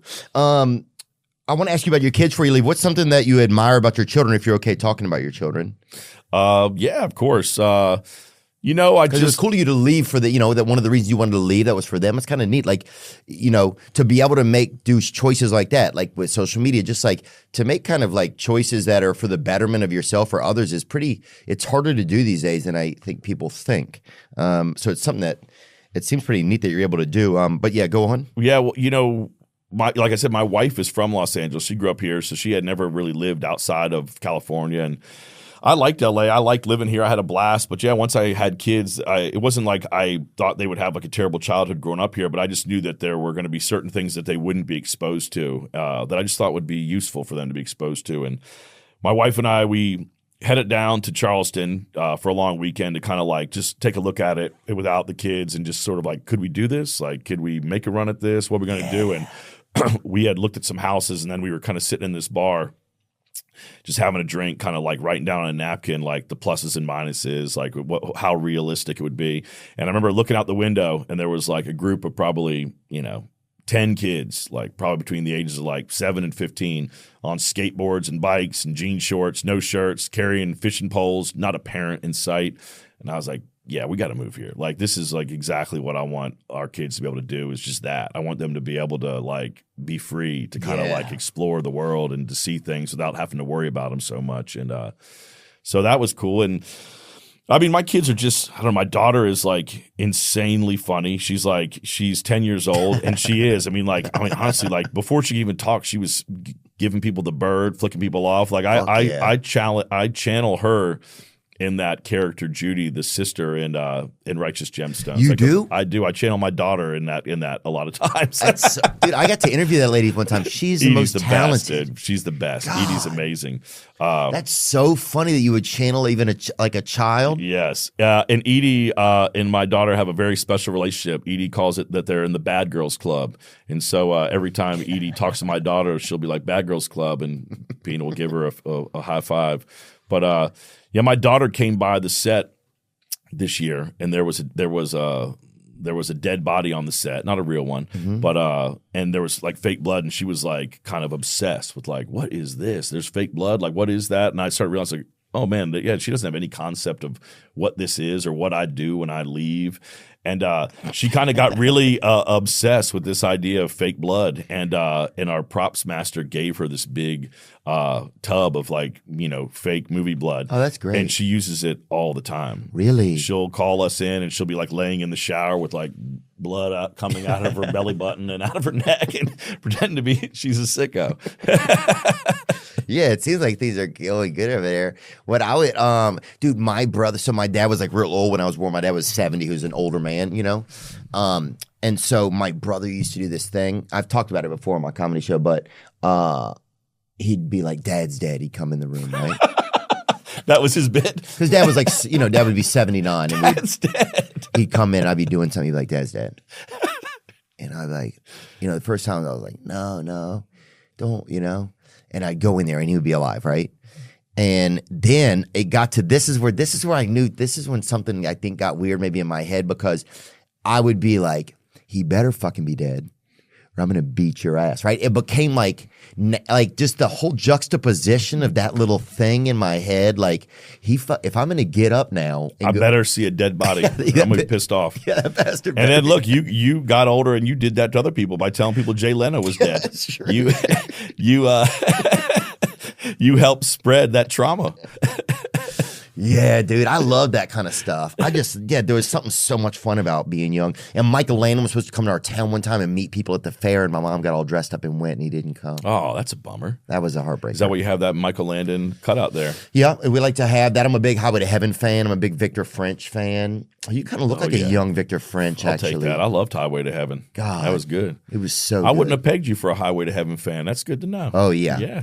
Dude, we grew up on that, TBS, now like the Olsons. Oh, yeah, look at him. Yeah, dude. Yeah, he's a good dude. Look at that. Yeah, that's very you. I think we could do that. I could see you being Michael Landon. I think let's redo Highway to Heaven. That's the next thing. Let's do it, dude. We'll call it Highway to Hell. How about that? Yeah, dude. It would be just one off ramp. Yeah, we just meet people and ruin their lives. That's what we do. It reminds me of the movie Family Man. Have you seen that movie? Which one is that? With Nicolas Cage. It's a Christmas movie. Oh, yeah. It's been a long time. But yes, I remember that film. I love that movie, dude. That's one of my favorites. The first movie I ever saw, I think, was, that's it right there. Did you ever get to work with Nicolas Cage? I haven't, but I'm such a fan of his, man. He's so awesome. Yeah, he seems so interesting. Yeah, and that little turn he had in Long Legs last year, I mean, how scary is that? Dark arts. Dark arts, yes. Satan shit. Yeah, dude. I think we need more of it. You know what I'm saying? That's definitely what I think. When I look at the state of the world, I feel like what the world needs now is more devil. Let's fucking party, dude. Let's amp this bitch up. Was there ever something weird, like once you started making some money? Because making money is an interesting thing, right? Like some people really get into it and that's their thing. But it's like, were there ever like a team that you wanted to invest in or some interesting thing that like, you know, that somebody might consider? Was there anything like that for you? Man, I don't think I have ever. I mean, I think growing up without any money, it's like the moment you get your hands on some, you just try to sock it away because you're thinking they're coming to take it at any moment. Oh, yeah. So I need to start being a little bit more ambitious with my spending, though, and just relax a little bit, probably. Yeah, that's all. I'm just scared. It's like, well, what if, yeah, it's just scary. And then also, what do I really want? Yeah. You know? I think I want to start like a halfway house, but that makes clothing too, dude. Oh, yeah. Put those fuckers to work. Be like, this shirt's dope. Yeah, that's kind of a dumb joke, but thank you for laughing at that. I like it. It is dope. Thanks, dude. Yeah, what was something else that I was thinking about because I'll never see you again, but I was just trying to think of what it is. You don't think we'll ever see each other again? Is this it? No, it'd be awesome if we did. I feel like we might. Do you get impressed by a lot of the stuff that you see out there? Like, do you get inspired? Like, you'll see a movie, you'll see something, you're like, it makes you want to keep making more? Do you think you'll take a little bit of a break? What do you kind of think? Or you already have something you're making next? Nah, I think I'm going to take a little bit of a break. I mean, like I said earlier, like my hobby is basically writing and creating, you know, so I'm sure I won't stop that. But, you know, it takes a lot to make something like this. Gemstones, I've been on this now for, 7 years of working on this thing full time. And, I'm looking forward to just chilling out for a little bit and spending time with the fam. But as soon as you start doing that, then you'll get an idea for something else. And so I feel like I'll always want to make stuff. But it's also good to just enjoy your life a little bit too, and not be so worried all the time about what's going to be next, and just kind of take it easy. Yeah, I get definitely caught up. Like I have to do this or this, but then sometimes I do start to notice a little bit more. Like I want to chill out because I want to give my brain time to think, so it's fun for me. It's like so it can heal. Yeah, that used to be the most fun, dude. When your brain gives you an idea and it just makes you laugh. You're by yourself or whatever. Totally. Yep. And then you got to share it. What about your son? You said about your daughter. What about your son? My son, he's just gotten into lacrosse. Tony Cavallero, actually, he's helped us out. Tony Cavallero is a big deal in the lacrosse world. I don't know if you knew this. I didn't know that at all. Yeah, he's a big deal, and my son has shown an interest in it. So Tony has like kind of pushed us in the right direction of getting him into a cool team, and that lacrosse shit is pretty cool, man. I've been with him through all his different interests of sports, from baseball to football, and you go on to those little Parks and Rec teams, and it's always just some kid's dad coaching. The lacrosse shit though is like the coaches are young; they're like athletes right out of college. I feel like the kids just respond to them in a different way than they do somebody's dad. It's cool. It's good to watch. Huh. Yeah, that's interesting. I've never heard anybody even talk about that, except for this girl Mooby that works with Barstool Sports. She played lacrosse, so I would see her. Oh, one of my friends from New York would talk about it sometimes. Yeah, I didn't know anything about it at all, and then I watched it. I'm like, this shit is hardcore. I mean, they like knock each other down on the ground, hit each other with these sticks, and I was surprised my son was even into it. I saw him getting out there whacking people. I'm like, oh damn, here we go. What does he admire about it, you think? I don't know, man. I think that the stick is pretty cool, but you got those pads, the gear is pretty awesome, but I mean, it is a pretty rough and tumble sport. Is there ever moments and you look like that, you just knock the shit out of people and knock them on the ground. It's and like then, and you see kids doing that. You see them doing it and you're like, "Oh, you're allowed to do that." They don't stop it or anything. That's like part of the game. It's pretty badass. Boom, look at that. I've seen a 10-year-old do that to another 10-year-old. God, that's beautiful. God, you got to stop and drink that. Is it interesting whenever you see your kid, like say you take him to lacrosse and he likes it, is it interesting that you learn something about him by watching him start to like something? Totally. Yeah, you start trying to think. I mean, parents are probably the worst thing you can do is kind of like always push your kids into what you're into and expect that, you using their childhood as a way to kind of like work out all your demons. It's like, I try not to do that with my kids. Like, I don't even think my kids even like movies, It's like, I've tried to like have movie nights with them and stuff. And they're like, yeah, we're good. They don't even, they don't see it. You're like, you're part of that dying art form. I got no interest. I want to watch Mr. Beast. I want to watch them Beast Squid Games. Yeah, dude, that shit is pretty good. Some of it. It is good. I like all that shit that they watch. I think it's fun. There's that one kid, think his name is Ryan Trainer or something. He does like the stuff where he has like 10 cents and he tries to like make money to get across the country. He keeps, I haven't seen him. Pull him up, Ryan Trainer. I think that's his name. But I like this stuff, dude. I like watching. I'm like, no wonder y'all aren't watching movies, man. You guys have this all dialed in. Yeah, he'll like start with like a penny and like figure out a way to get across the country with just starting with that. Wow, Ryan Trahan. Trahan, that's what it is. I've never even heard of this. And it's crazy. This video has 60 million views, right? Like, it's crazy how much is out there that you've never even heard of, and you'll be exposed. You'll be like, oh, this is amazing. Yeah, it's really cool. Wow. I'd like to meet this kid. There's these kids, Kobe and Sam, that are like these ghost hunter kids I want to get to meet. It's, I was never brave enough to vlog. We just had some streamers in, and that lifestyle is insane, man. 8 hours in a row. It's wild, huh? Dude, and think about that, 8 hours, right? And you have to be yourself, so you can't really hide who you are at all.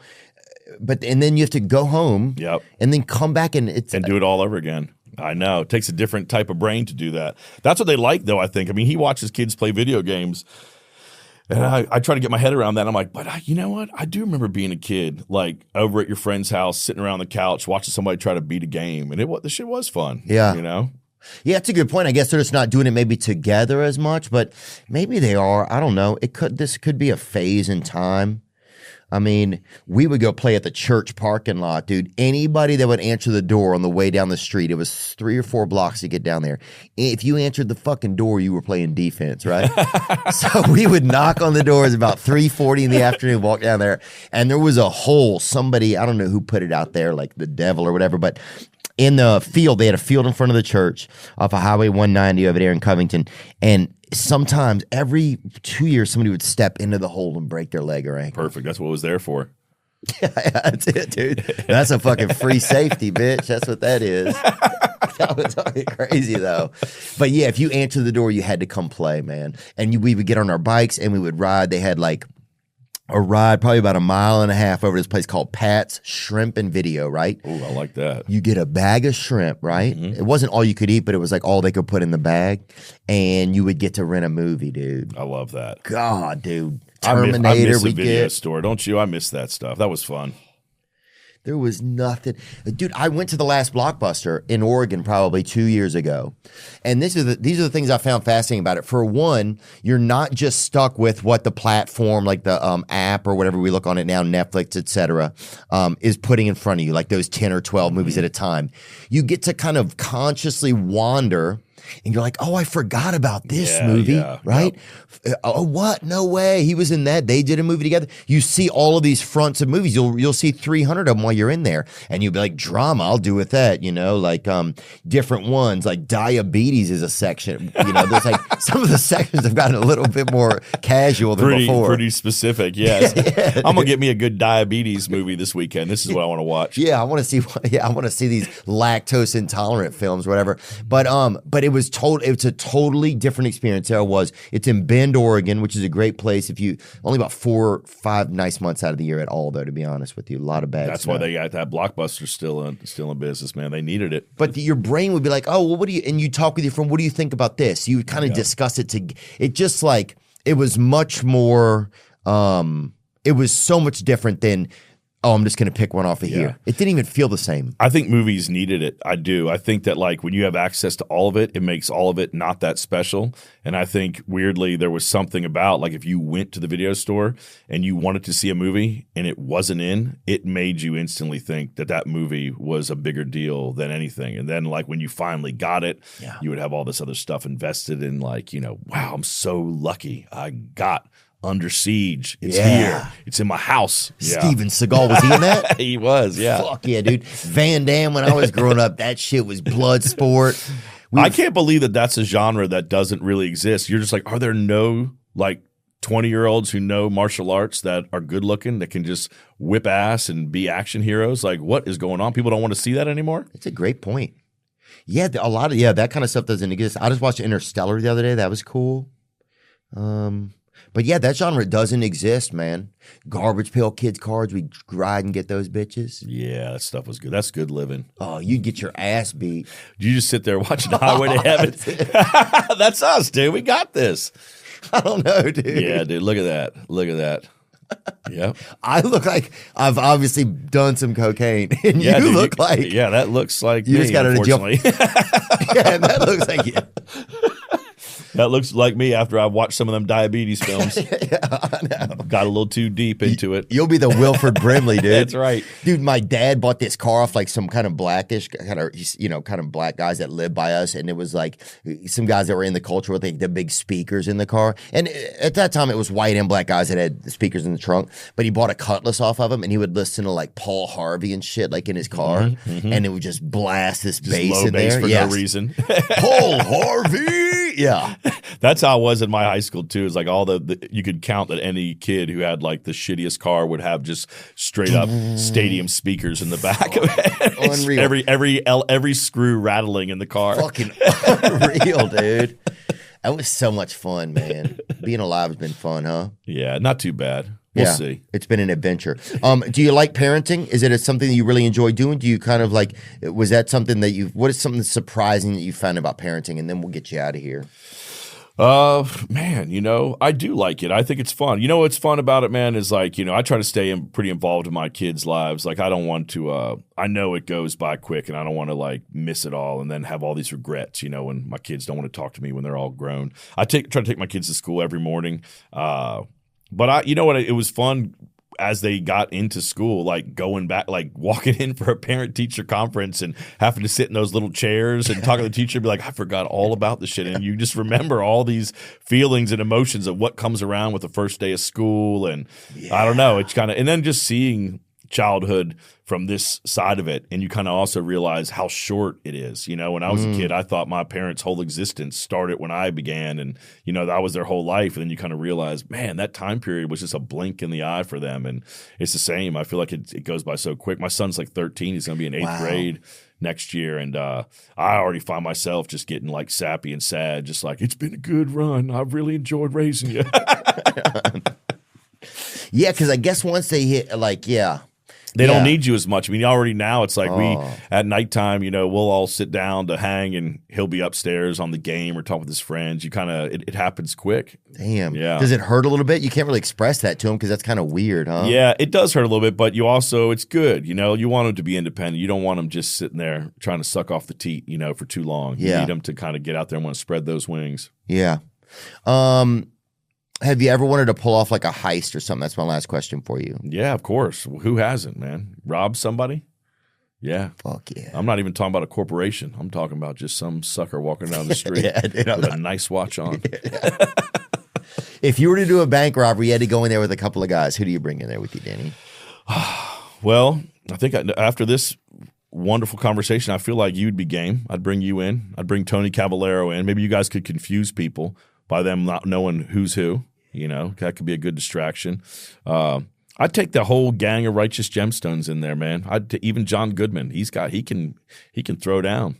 I think we could take anybody. We'd take all that money. Well, he beat all that fat he had. Yeah, he did. He beat the shit out of that. Yeah, he sure did. And John is such a massive dude. He's so tall. Is he really? Yeah, he's a towering presence. Well, he was there was a rumor that he had lived in Bogalusa, Louisiana. So he was always like one of these like rumored people that lived in the distance, So there was always a strong love for John Goodman from Louisiana area. Yeah, he's I grew up always loving him, always. And it was insane to be able to get to work with him on this show. It'll be one of the things I'll miss the most about making this show was getting to see him every season. Really? Yeah, he was great. Awesome.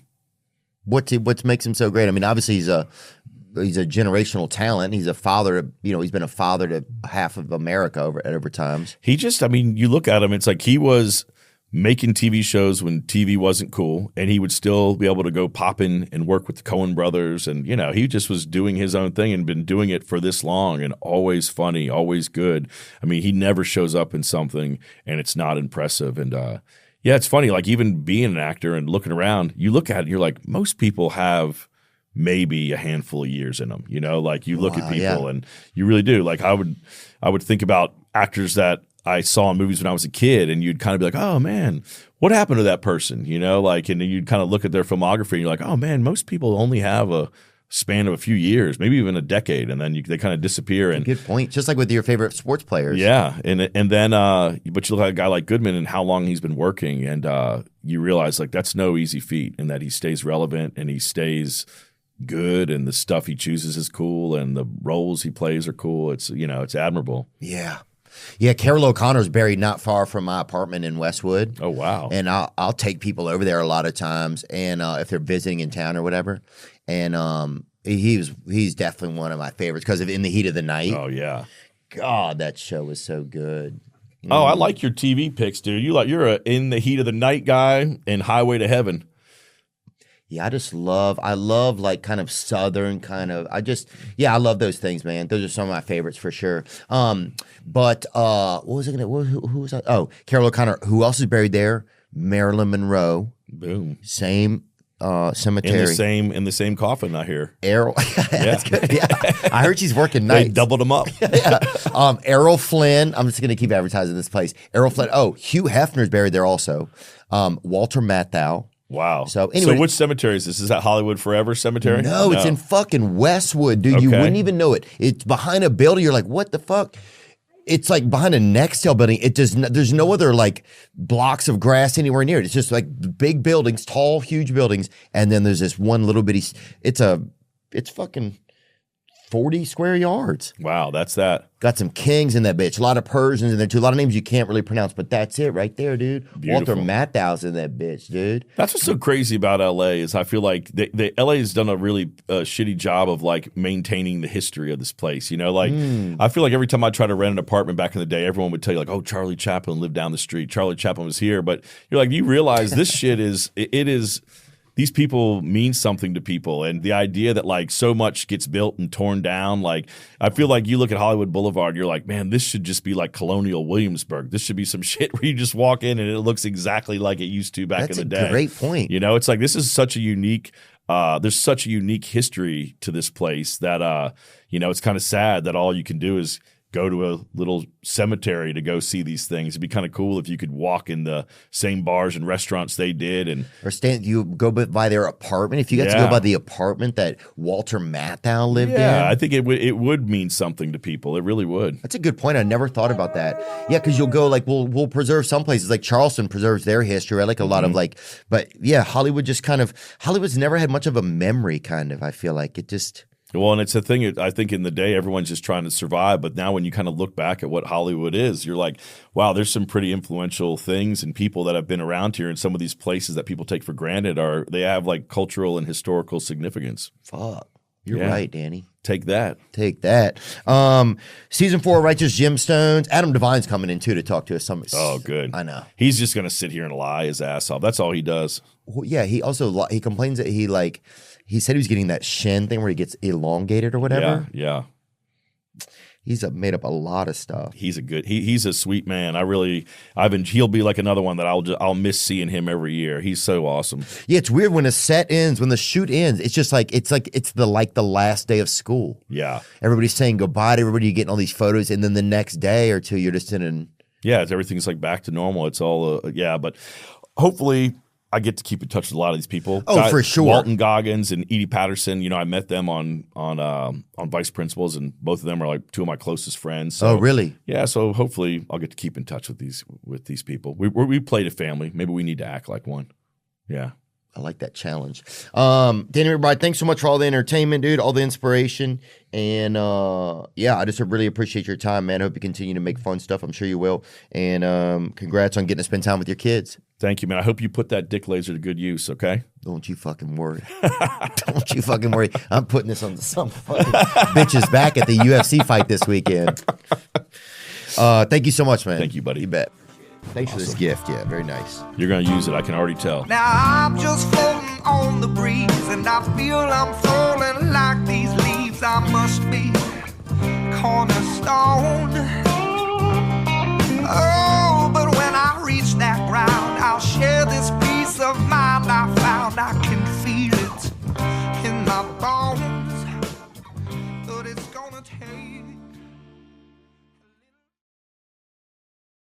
I have some tour dates to tell you about. We'll be coming to College Station, Texas, Belton, Texas, Oxford, Mississippi, Tuscaloosa, Alabama, Chicago, and Miami. All tickets at theovon.com/TOUR. Make sure to not go to any secondhand site. Just go through the links at theovon.com/TOUR. Today's guest is a stand-up comedian. He's a podcaster. He has a new special called Life on Netflix. It is miraculously done. I'm very thankful to have him return to the podcast. Today's guest is Mr. Andrew Schultz.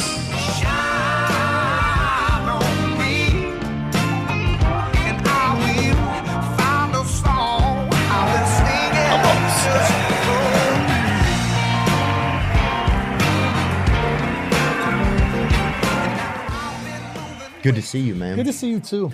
Congratulations on the child. Thank you, bro. Appreciate that. Congratulations on all your success. Thanks, man. Yeah, I appreciate it, dude. I saw, I'm like 17 minutes into your special right now. Oh, cool. So, dude, the control you have on stage, that's something I really admire. Like this, like, it's almost like a sharpshooter up there, kind of like, there's something, I don't know. But the way you have this control on stage is something, it's great. Thank you, man. I appreciate that, brother. Yeah, it's cool, man. How many times you guys shoot? Twice? We did 4 shows. What? Yeah, 2 a night. God, that venue's so beautiful. It shot so well. Who shot it? Thank you. So I had my guys do it. Like Shifty edited it. I forget the guys who's the DP. And then Troy Miller was the director. And yeah, it's tricky. Like filming stand-up is so tricky. Especially when you do these, we're used to just kind of doing it all ourselves. So then you go do a special. Yeah. And you kind of realize that like each department is fighting against one another. Like the video department wants to make it look beautiful, but making it look beautiful might make the audio sound bad. The audio department wants to make it sound beautiful. What makes it sound beautiful might mean your mic is really low in the room. So now the show could be shitty for the audience. You know what I mean? So there's like all these, like we had speakers, I don't know if you noticed, like in the front, like usually a lot of times. Yeah, I saw you one time you had your foot up on it. Yeah, and like most people don't do that because the shot is more beautiful if you just have like raw stage. But I was like, I think that the special would be better if the audience enjoys it the most. Yeah. You know what I mean? Like I agree with that. Yeah. Because if they have fun, you have fun. Exactly. I was like, there was one, I think it was like show 1. And there was like miscommunication or something. The camera guy was a really sweet guy, but like he thought it was his job to just keep walking down the aisle and back up the aisle with the camera. And I'm like, bro, they got to believe that this is kind of just happening. And when you walk in front of them with a camera, the illusion kind of falls apart, right? They feel like they're part of a filming instead of like just part of this show. So yeah, that's the tricky. I wish I didn't even have to tell them we were filming. Yeah. You know what I mean? Like, right. Just make it be a regular show. Hey, this is just a show. So if you guys yell out or do something, this is as natural as it could possibly be. I wonder if you probably could have done that in hindsight. Yeah. I mean, earlier ones I was able to do that, but I think this one, I don't know. This one, maybe I was like nervous. I was like, fuck, I really want to make sure that we could, fill that place 4 times. And, I don't know. A huge venue. It's beautiful. What is that? Yeah, it's the Beacon in New York. Wow. Yeah, it's pretty. Yeah, dude, this looks, I was like, this is unbelievable looking. Oh, thanks, man. Yeah, you guys crushed it. Even the font guys, that they man. chose for Andrew Schultz Life, I thought was perfect. There was Thanks, just a lot of great choices, I thought. Yeah, the first, a Netflix special, the first thing that comes up on the black screen, that's actually my wife's handwriting. Oh, really? Yeah. She wasn't aware that that's what it was, but it was because I don't know how far you are in the special yet, but most of it is this like journey of us trying to get pregnant. Yeah, that's where I'm at. I'm at to like, let me think. Oh, after you saw the baby, but you haven't gone through the journey about getting pregnant. It's just the actual seeing the child, I guess. The C-section story and all that kind of stuff. Yeah. Dude, it's incredible. Congrats, man. Thanks, man. Thank you. Yeah, good to see you, man. Great to see you, man. It's unbelievable, bro. Unbelievable. It's freaking been a while, dude. You've been caught up in some beef. You were in the fucking rap beef. I was like, this dude, I thought you were going to pop out at Super Bowl. I was supposed to go to the Super Bowl. I was supposed to be part of the show. I was like, how wild is this shit going to get? No, I know. We were going to go, actually. How about you were there, right? No, I didn't go, man. No? Me and David Spade started making that movie, and so we had to shoot that. How's that going? It's interesting, man. Yeah. It's done. Do you like because I remember like years ago when we were doing the pod, there was hopefully you don't feel bad about me sharing, but you had some frustration with like not being able to create these projects. Do you remember us having these conversations where you really wanted to make a TV show and didn't feel like those doors were open, and now you're making this movie, you're on top of the world. It must feel pretty cool. Well, I think we just did it ourselves. Nobody wanted to make it. We took it out. We took it to the streamers, and we. Oh, you created your own movie? Yeah. You filmed it before even. No. Pitching it to them? We pitched it first. Okay. Right. Okay. So we pitched it, and nobody. No way. Oh, dude, we couldn't get, and it was Spade. I'm like, even with you and Spade at this point in your career, there was still hesitation. I just felt like it would have been nice to feel some support there, know? Like it just would have been like, hey, look, just even as a good faith thing, we'll do something. Also, you probably got PTSD too from like years of wanting to do these things and not really feeling it. That's true. Then like now you're at this point where you're on top of the world. You're like, all right, now everybody's going to give me the opportunity. And then to still feel that, oh, that sucks. Yeah, but then I realized it's just how it's just life. Yeah, I think I didn't feel like, I don't know if I felt on top. I felt like this was a brave thing we were trying to do. Yeah. It was a new thing I was learning. But I felt like with Spade, it kind of was going to be okay because kind of no-brainer. Right, he knows what he's doing. That's the other thing is like giving us money to make a movie, like we're kind of knuckleheads. It's kind of a bad idea. Yeah, it is. Like to us, it's a great idea. We're like, we'll figure it out. And they're like, have you done this before? And I'm like, nah, but it's a movie, right? It can't be that hard, right? But a guy like Spade, he's done it before. Yeah, he'll fucking know. He'll have the camera in his trunk of his car. Everything will be fine. We got it all figured out. So yeah, why do we have that attitude? Like we want to make a movie and it costs $30 million, and we're like, these fucking assholes. How dare they not give us $30 million even though we've proven we could do nothing? What is that about? That's a great point. That's kind of on us a little bit. Oh, totally. Is that narcissism? Is it ego?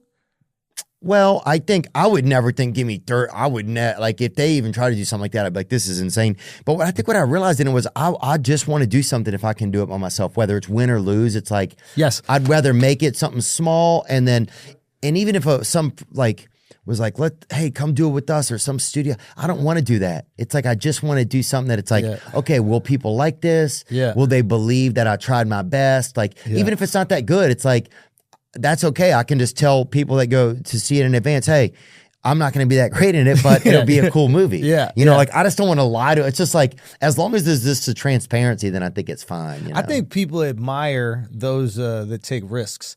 I think that's almost like an American thing in general. We like risk takers. We like people who are brave. And I wonder if it's baked in our DNA a little bit, like our family members that left their families around the world to never see them again for like maybe an opportunity here. Right. Like I think that we have like the DNA of the biggest risk takers on the planet. Yeah, like Christopher Columbus, dude. Like, what about his sister or whatever? Like, yeah, boring bitch. Yeah, she just got left in fucking wherever. And probably lived a way better life. She's not learning Native American. She's just chilling. She's out over here lying to Indians for lunch. Just shows up. What do you mean there's no gold? Yeah. But dude, imagine taking off in a boat. People are like, where are you headed? You're like, I don't fucking know. You're trying to be cool, right? Because it's like your last day on the docks or whatever. You're like, I don't know. We'll figure it out when we get out there. You're like, when we get out there. You got to be selling the dream, though. You're like, no, trust me. That's true. Trust me. It's crazy over there. Yeah, they got everything. Women that you get out there. I heard you get a couple miles out there. There's just a lot of women out there. They got them on the way. Yeah, you don't even have to make it the whole way. They got stops. Yeah, it is. So anyway, so I think like naturally, you get a lot of success. There are going to be people that enjoy seeing you fail or whatever it is. But unfortunately, I guess human beings, we got that in us a little bit. But I do also feel like the people that ride for you appreciate the risk that you'd be taking. Yeah. I think all of us as comedians, I think they do. I think that's one of the reasons why comedians and podcasting maybe does well is because, well, for one, I think we try to. I don't know. This sounds fucking egomaniacal. I have no idea. Well, say it. But no, I heard somebody say that. Like a lot of podcasters, they're just trying to figure out the truth. They're not like, we don't work for anybody. So it's like. If you ask somebody a question, it's just because you want to know. Usually, it's not because like there's a producer saying, "Let's get this answer." Yeah. Curiosity is kind of punished in a way, but maybe it's because they'll put us on such a pedestal. They're like, "You should know the answer to these things." It's like, well, I don't, and that's why this guy's here because I'm trying to figure out the answer to it, and I just want to know their take Like, Right. I might not even be able to communicate that well or rebuttal or grill them that well, but I just want to I don't like. want to grill them. Right. I want to know what they think, and then I'll bring somebody else who thinks something different, and I'll ask them that. But yeah, that is, I guess, maybe some criticism. It's like, well, why didn't you ask this question, or why didn't you rebuke that? And it's like, bro, I don't know anything just yet. Yeah, I'm not a doctor. I'm not a politician. Yeah. Like I got in this own trap of just because of last year we got to have some political people on the podcast, and I was like, then dude, there was like a month ago I started thinking like, oh, I'm a political guy, right? For like. Did you feel like you had to be informed? Were you like reading Wall Street Journal? I thought like, because here was the crazy thing. People started coming up to me. Political guy. Yeah, dude. Well, people would come up to me and ask me about political shit. I was like. Like asking your take? Yeah, dude. I was like, I don't fucking know. I don't know, dude. Like, or like, so, but then I started to realize, wow, people's perceptions are affected, like how they see people, where they see them at and stuff. And then I was like, well, I do have some political thoughts. Like most of them are just kind of regular people's kind of thoughts and ideas. Like they're not super in depth. But yeah, I think for like a week I started smoking my own nuts and thinking I was like fucking J. Edgar Hoover or somebody, but, I actually think that like whatever your perception or your feelings are about something, that's actually more valuable than what the like factual truth is. Oh yeah. Because most people aren't reading up on the factual truth. Right. Like you got to meet people where they are emotionally. That's a good point. And the people are trusting their gut. So I think, yeah, when you do just talk to somebody and you don't let people decide, well, do I think like I believe that guy? Do I, and then they get to decide. And you right? might hate what that person says, but don't dismiss him because there might be a lot of people that feel that same way. Yeah. You know what I mean? Like there's a lot of people, like I've heard people say this a lot. They go, the economy actually wasn't that bad, under Biden or whatever it is. The economy, and it's like, bro. You can't tell somebody who feels the economy is bad that it's not bad. That's a good point. Right? Like if they Right. feel like the eggs are expensive, that's what they feel. It's like, I would say this, like if I get into an argument with my wife, like I do something to piss her off, and like she doesn't want me to explain to her why she shouldn't be upset. Right? Like that never works. Right? Like I know you're upset, but you shouldn't be because of these reasons. She's like, fuck you. Yeah. She just wants me to be like, hey, my bad. I'm sorry I made you feel that way. And I feel like our whole political discourse, and I don't know anything about politics, but I feel like the whole political discourse is just like, you're wrong because. And then the other side going, you're wrong because. And then it's just shows set up to dunk on one another. Like there's no good faith conversation. And the second we're out here having like a good faith conversation, like we bring somebody on and we're just like, all right, so what do you feel about the world? People go to us like, you fucking asshole. How dare you not dunk on that guy? Like, how dare you not humiliate him on your podcast so I can feel good at home? It's crazy, right? Yeah. And you can't win. Like we had like Candace Owens and Hassan Piker. They're like different sides of the aisle last week, right? You like Rogan had Ian Carroll, and you had Candace on like I think the same day. It was a tough week for Israel. Jews stayed inside. Jews went to the tunnels. They're like, we everybody into the tunnels. Put the mattresses back in, son. We gotta regroup. But dude, I didn't fucking know. I thought, well, somebody from the left and somebody from the right? Yeah. But I didn't. Oh, bro. Go. Yeah, I had no. I was just like, okay, let's hear some different thoughts and different opinions or whatever. That's the other thing I realized. Like, I think it was after the last special, right? I was like, okay, you know what? I'm gonna kind of chill. Like, I want to spend time with my family, my friends. Like, I'm not gonna go out and do as many like pods and stuff like that. I got a lot of work that I'm doing at home, and I don't know, like, I'm not saying I'm famous, but I don't know what the fuck, like, it is to be famous. Like, I never wanted to be famous. Like, I knew that might have been, like, a byproduct of having success in comedy, but it wasn't, like, I never, like, studied being famous. Like, I didn't give a fuck about, like, how to be a famous person. Does that make sense? Like, who knew that podcasts would be, and clips of podcasts would get out so much? Would be huge, right? Yeah. So, like, I remember I was like, okay, I'm just going to chill. I'm not going to be doing as many pods, et cetera. And that's the thing that I realized, like, having different voices on your pod doesn't really do anything for the people's perception of you that aren't your fans. Wait, say it one more time so I hear it. So like, we I don't want to put words in your mouth, but like we probably think like I'm going to have different voices on my podcast. And like, one, I'm curious and I want to know what they think. But two, I want to also like let the people out there in the world know like I care about hearing from different people. Yeah. And I care about having diversity of thought on my podcast, right? The people that don't know you, the casuals, are just judging you by the worst thing you've ever had on your podcast. Right. And the worst thing you've ever said. Yeah. Right? I didn't realize this until recently. The best way to like thwart those perceptions of you is not by having people on your show, because the casuals don't watch your show. It's by going to your biggest critic's show and sitting down with them. Or not even your biggest critic, but like going to somebody who like might have a very different like worldview than you. And then you guys sit down and realize, oh shit, we actually don't have that different a worldview. Yeah. That was all a perception. Anyway, I think a lot of times we go, okay, we're really busy. It's like hard for us to go around and do different shows and that kind of stuff. Because I think our perception is not going like, how can I be the most famous person? Like, I don't give a fuck. I want to make the coolest stand-up that I possibly can. I want to hang out with my friends and I want to talk some shit on podcasts. Like, that's enough for me. Yeah. But I've realized the importance now of going to other people's homes and having those conversations. You know, like we had Hassan on our pod. It probably would have been more beneficial for me to also go on his stream and talk to him and let him bring up shit that I said and like tell me, have him tell me like why I'm missing this like nuance point and be like, oh, that's interesting. Like that might actually be better for the people that barely understand me or don't even know me to have like a more holistic view of me and like understand who I am. As right, to actually go into their world a little bit more. Yeah, because then you find things about me that might not come up on the pod. Yeah. Like you start asking me things about like how I feel about, you know, I don't know, whatever it is. I don't know if it's fucking like Marxism or some shit like that. And I go, oh yeah, maybe that, actually that kind of sounds good on paper. Yeah. I don't know. It'd be nice if there was a little bit more equality for people and people who had nothing had the ability to come up. That'd be pretty cool. Yeah, a little light Marxism, yeah. Just light. Nah, you know what I mean?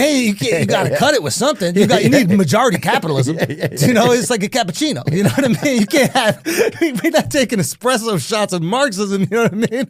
But it's just, we like capitalism at the end of the day. Yeah, just a fucking latte. Just, half calf. Exactly. Yeah. Damn, dude. Yeah, I don't know. It's definitely been, mainstream media just got so like, I don't know. The whole thing has been bizarre, man. Being a part of podcasting, you know, all the strange little connections that are out there. I mean, like you were saying, Gavin Newsom just started a podcast where he's having people who kind of disagree with him when he had Charlie Kirk on. I think it's a really smart thing. Which was pretty wild, you know? I think it's a really smart thing. We're talking about that at the beginning, and Dove, your producer, said that, well, he felt like this was kind of Newsom's last hope, too. It's like, because he's probably on the way out, so unless he could do something to salvage that. 100%. But having a podcast and having people you don't agree with hang out with you for a while it's pretty brave. It's also like, that's the exact word I was going to, it's like brave. You want to show bravery. And I think like, not to be political or whatever, but I think in the last, and again, I don't care about politics, but like culture is interesting to me. But I think in the last, election with the podcast run, and I just want to say, personally, I don't think that we changed the election at all. I agree 100%. I have no ego about that. That was decided way before us. Yeah. Like it maybe made people feel more comfortable voicing how they were already going to vote. But I don't think people are watching like, I'm completely flipped on this. Yeah, that's insane also. Yeah. But yeah, I think that the lack of representation of Kamala and even like her constituents on the podcast run, I think it showed a lack of bravery. Like the feeling was like, oh, they're scared to go have potentially tough conversations. It wasn't even going to be tough with us. I know. What are we going to grill her on? I couldn't even think of a thing. I mean, I heard that she roller skated a lot, and I would be curious about that. But it's like, other than that, it's like, I don't know what I would have talked about. But her people are going, we can't go on Theo. I mean, he's just going to come with the hard-hitting questions. Like, what? Right, like something like that is insane. Yeah, but don't you appreciate that? Like, as much as Gavin Newsom just seems like a plastic bag in the wind, I'm also like, hey, I'm brave. You're willing to sit down on something recorded. I wouldn't talk to Charlie Kirk. That motherfucker is a good arguer. I know, dude. Yo, Candace too. Candace, I always say Rogan said Candace is John Wick. You do not get in her fucking way. Oh, she's definitely When you said her kid looked like Anthony Smith, I was like, you better. I was like, you a crazy motherfucker right here, bro. That daughter, and look, a beautiful kid. The daughter looks just like you Anthony just stop Smith. it beautiful. That's what you do. You stop it beautiful because you do not want Candace to get fixated. Okay, you do not want her to get fixated. The second she comes up with a Theo video, you got to hope something happens in Israel, Palestine. Shift the attention. Gaza type. I need a fucking bro, that was layered because you made a German as well. I brought that in. I can't believe that happened. Thank you, dude. Gesundheit is good. I did not believe that was going to come up. I just started with Gaza, and then I was like, this won't be funny. I hope people get how layered that is. That Thank is you, good. dude. That was teamwork, though. I don't know about that. It really I was, think you dude. went 101 right there. I said that her daughter looks a She's little bit beautiful. The daughter is beautiful. So I think what we got to say is that Anthony Smith is a beautiful little girl. Like, Yeah. I think that's the better way of describing. He's He's a savage fighter. He's the fisty Charlemagne, baby. I think that's what it's safe to say. That's what I think is all it's safe to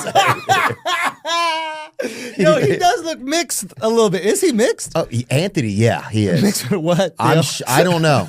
I think he's he's latte or whatever they call it. He is. Yeah. But Anthony's incredible, and the daughter looks she's incredible. beautiful. I know. Yeah, she's She beautiful. Is. But shout out to Candace. It's so funny how And shout out to Charlemagne too. I made a joke one time about him. I said he was. oh, he's handsome. He's handsome. Kind of, he loved that one. And I don't remember what happened with it, but I just thought it was. I think he brought it up. He was like, "Listen, Theo Vaughn thinks I'm That's handsome." true, Like, anytime. He doesn't age though. Oh, dude, no, he's killing it. He's Yeah. killing it. Yeah. I would like to get to meet him. I don't know if I've ever met him. I got to connect you guys, man. Yeah. You guys would have a great talk. I bet we probably would. Yeah, of course. Yeah, I saw that they just had who did they have on there that I love? Who on Breakfast Club? Yeah. I can't remember. The Candace Baldoni stuff. I don't know if you were following that at all. I didn't get into that. I don't get into a lot of the celebrity lore. The only reason why it's interesting to me is that like Candace has like been positioned in a way on the internet, right? Like, and she existed there, and people had her opinions on her, and like everybody was stuck. They're like, "That's this girl," and bad. No. We don't listen to her at all. And she started talking about that Baldoni Blake Lively thing, and even my wife was hitting me like, "Have you heard this Candace Owens girl talking about?" I mean, she just exposes the whole thing. Like, it's crazy how like social utility frames how people see you. So you could be a bad guy, and then you start talking in depth about something that people care about, and then all of a sudden, while you're talking about that, you're a good guy. Right. You're a hero. That's interesting. Like, what does that say about us? Is it? Well, it's the same with the politic thing. It's like people see you talking to a politician, and now, like at your Christmas and family stuff, people are coming up and talking to you about, asking you about politics and shit and foreign protocol or whatever. You're just like, motherfucker. You're like, what should we do in Syria, Theo? Yeah. You're like, man, let me make a call or two. I don't know. Yeah, people are asking if I was going to be an ambassador to something or whatever. Where would you be an ambassador to? I don't know. You gotta ask for Louisiana. Yeah, And maybe. they're like, we don't need one of them. But we should make a special position. Yeah, but we need. Hey, look, I don't know if you've heard some of the slang down there, but We need someone who can communicate. we need an interpreter between the White House and Boosie, okay? Because we're losing Bro, information. Theo Vaughn for ambassador of Louisiana. The greatest thing the Trump administration has ever done. What? Shake it like a dog, baby. Do what you do. I'll just be fucking. I'll be breaking down rap lyrics for him. Dude, that is creepy. Is that Robert Greene's face on the 48 Laws of Power? Oh my God, That is one of the most terrifying things I keep looking at, like over your shoulder. that's crazy. I thought it was Dexter. Now he looks like Vigo from Ghostbusters 2. Remember the dude in the painting? Bring him up. Vigo. Did you see Ghostbusters 2? No, I didn't see it. My mom wouldn't let us watch that kind of stuff. Oh wow, he does, and so do I a little bit. No. And so does Alan Dershowitz. Yeah, Alan got that. See, you are involved in politics, How bro. many You know times- all these names. No, but You're plugged in, bro. But are we plugged in? Here's the funny thing about Candace is they were like, you're an anti-Semite. And she's like, oh, fucking call me whatever you want. I have one of the top 10 podcasts in the world. She really don't care. She doesn't give a fuck. She does not. And the amount of people that listen to her. It's like, true. It's true. And she changes public sentiment. Like, she flipped that whole Blake Lively Baldoni thing. That flipped. Like, he was I don't want to say pariah, but people were like, this guy's a fucking douchebag. Another one of these, like, I'm a male feminist guys, and then you're really a creep on set. She completely 180'd the internet on that. Baldoni got to give her a check. that's a good point. And she don't even want it, I bet. She got to be so rich because you need to have some money to be that brave and have kids. That's a good point, huh? Right? Like, once you have kids, you got to make sure you can protect those kids. The dad must be like a rifleman or something, or like a the dad of the babies, right? the dad. Yeah, somebody has to be. Yeah. They're gonna hire Anthony Smith now to actually help protect that The family. family. It's like That'd be pretty great, actually. Denzel Washington, Man on Fire. yeah. That'd be pretty great. Dude, that'd be so great. They show up to their next some place with the whole family and Anthony Smith is their fucking bodyguard. That would be pretty sick, dude. Bro, she could be in The Bodyguard. That's the new Bodyguard starring Candace Owens and Anthony Smith. Wow. Whose baby is it? Actually, you don't want to do that. No, she'll get pissed, dude. You don't want to do that. And what if she breaks the story down and she finds out that that's the whole story? Stop it. You have a deep dive on her, and She does it. She's surprised by her own Yes. results. You would never see that coming. No, but that sounds like it actually sounds like a cool movie or something. Yes. But we're just joking, Candace. We do not. Candace, by the way, we want no problems at all. we want We want zero problems. Are we all looking into the cams when we say this? We want zero problems. Yep. Okay, zero problems. Harvey Weinstein didn't do it. No, Wait, that's what she's on. That's right. That's what she's saying now. That's what she's saying. But yeah, I will say You this. can't predict her at all. No, she's brave and she's thorough. Yeah. And she's never lost a lawsuit. So. She is.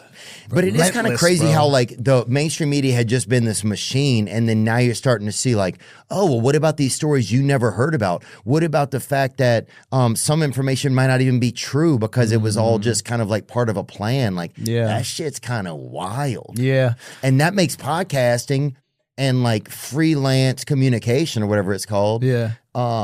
Even more interesting. Well, yeah. Dude, I don't even know what to believe now. When you see clips and I'm like, oh, this is what and you're like, dude, there's no real place to get completely factual truth. Well, maybe except your instinct. Yeah, but maybe because like there is no completely factual truth. That could be it too. I think that's the thing. And I think it was probably easier when there's like a few different news channels to disseminate information. Like kind of we all agree on more or less, hey, this is what happened during the Civil War. Right. This is what happened during the Revolutionary War. All right, this is what happened during World War II. I didn't even know Russia did anything during World War II until like a few years ago. Yeah. I found out like 25 million Russians died in World War II. Nuh-uh. Yeah. Are you serious? Yeah. Pull that up. How many Russians died in World War II? That's unbelievable. You don't ever hear about that. Never hear about it. But why would we teach that? Right. You know? But it gives you a different concept of who did what. 27 million. Wow. Oh my God. Yeah. 19 million civilian deaths, 8.7 million military deaths. That's the thing with Russia. It's tricky. It's like, so they were an allied force, right? yeah, and then immediately afterwards, we started beefing in the Cold War and all that kind of stuff. But yeah, we had a united cause at one point in time because I think Hitler invaded Russia. Oh wow! Yeah, but the problem with invading Russia is like they have a cultural acceptance of misery. Right, so they kind of like it in the beginning. Is that what you're saying? Of war, you're saying? They're like, oh, finally, we're back to homeostasis. Like, be our guest, be our guest. Yeah, like, I don't know. Yeah, exactly. So I don't know. I just feel like if like Americans, we like it. We like nice shit. We like it being comfortable. We're brave. That's what I will say. Like, I don't have concerns about us losing a war. Yeah. Because I do think that we value freedom. Like, I don't think we would ever accept being controlled by another country. And I think that the majority of us would rather die before that happened. Right. I think it's we just don't know that it's happening. Oh, here you go again. Theo, here you go. Theo, what country are you talking about? Theo. Candace, see what you started, Candace. Theo, what are you talking about right now, Theo? Theo? Look, I'm Whoopi Goldberg. We're going to go to commercial break right now, guys. Are you ready to win real money this March Mania tourney? Struggling to choose which teams will pull off an upset? I'm cheering for Lipscomb. Forget about the teams. All you need to focus on are the players' stats to win big cash prizes with DraftKings Pick 6. And when it comes to massive payouts, DraftKings dunks all over the competition. Pick 6 is available in most states, including Missouri, California, Texas, Georgia, and more. Track your picks for a shot to win huge cash prizes. It's as simple as that. Turn your March Mania knowledge into cash today. New players can get $50 in Pick 6 credits instantly with just a $5 entry. Download the DraftKings Pick 6 app now and use code Theo. That's code Theo for new customers to play $5. Get $50 in Pick 6 credits. Better payouts, bigger wins. Only with Pick 6 from DraftKings. The crown is yours. Gambling problem? Call 1-800-GAMBLER. Help is available for problem gambling. Call 888-789-7777 or visit ccpg.org in Connecticut. Must be 18 and over. Age and eligibility restrictions vary by jurisdiction. Pick 6 not available everywhere, including New York and Ontario. Void where prohibited. One per new customer. Bonus awarded as non-withdrawable Pick 6 credits that expire in 14 days. Limited time offer. See terms at pick6.draftkings.com/promos. Before we used Shopify, it was bonkers, baby. It was cattywampus. We didn't know what was going on. Things run organized. You get to the checkout of our merch store, and it was just fiasco. Shopify helped change things. You can upgrade your business and get the same checkout that we use with Shopify. That's what's going on. Nobody does selling better than Shopify, home of the #1 checkout on the planet. And the not-so-secret with Shop Pay that boosts conversions up to 50%. Businesses that sell more sell on Shopify. Upgrade your business and get the same checkout that we use, that different businesses like Allbirds uses. Sign up for your $1 per month trial period at shopify.com/Theo, all lowercase, THEO, all lowercase. Go to shopify.com/Theo to upgrade your selling today. Shopify.com/Theo. You're a startup founder. That's what you are. You founded a startup. Finding product market fit is probably your #1 priority.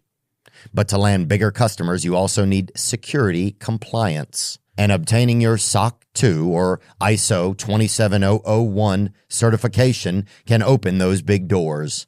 But they take time and energy, pulling you away from building and shipping.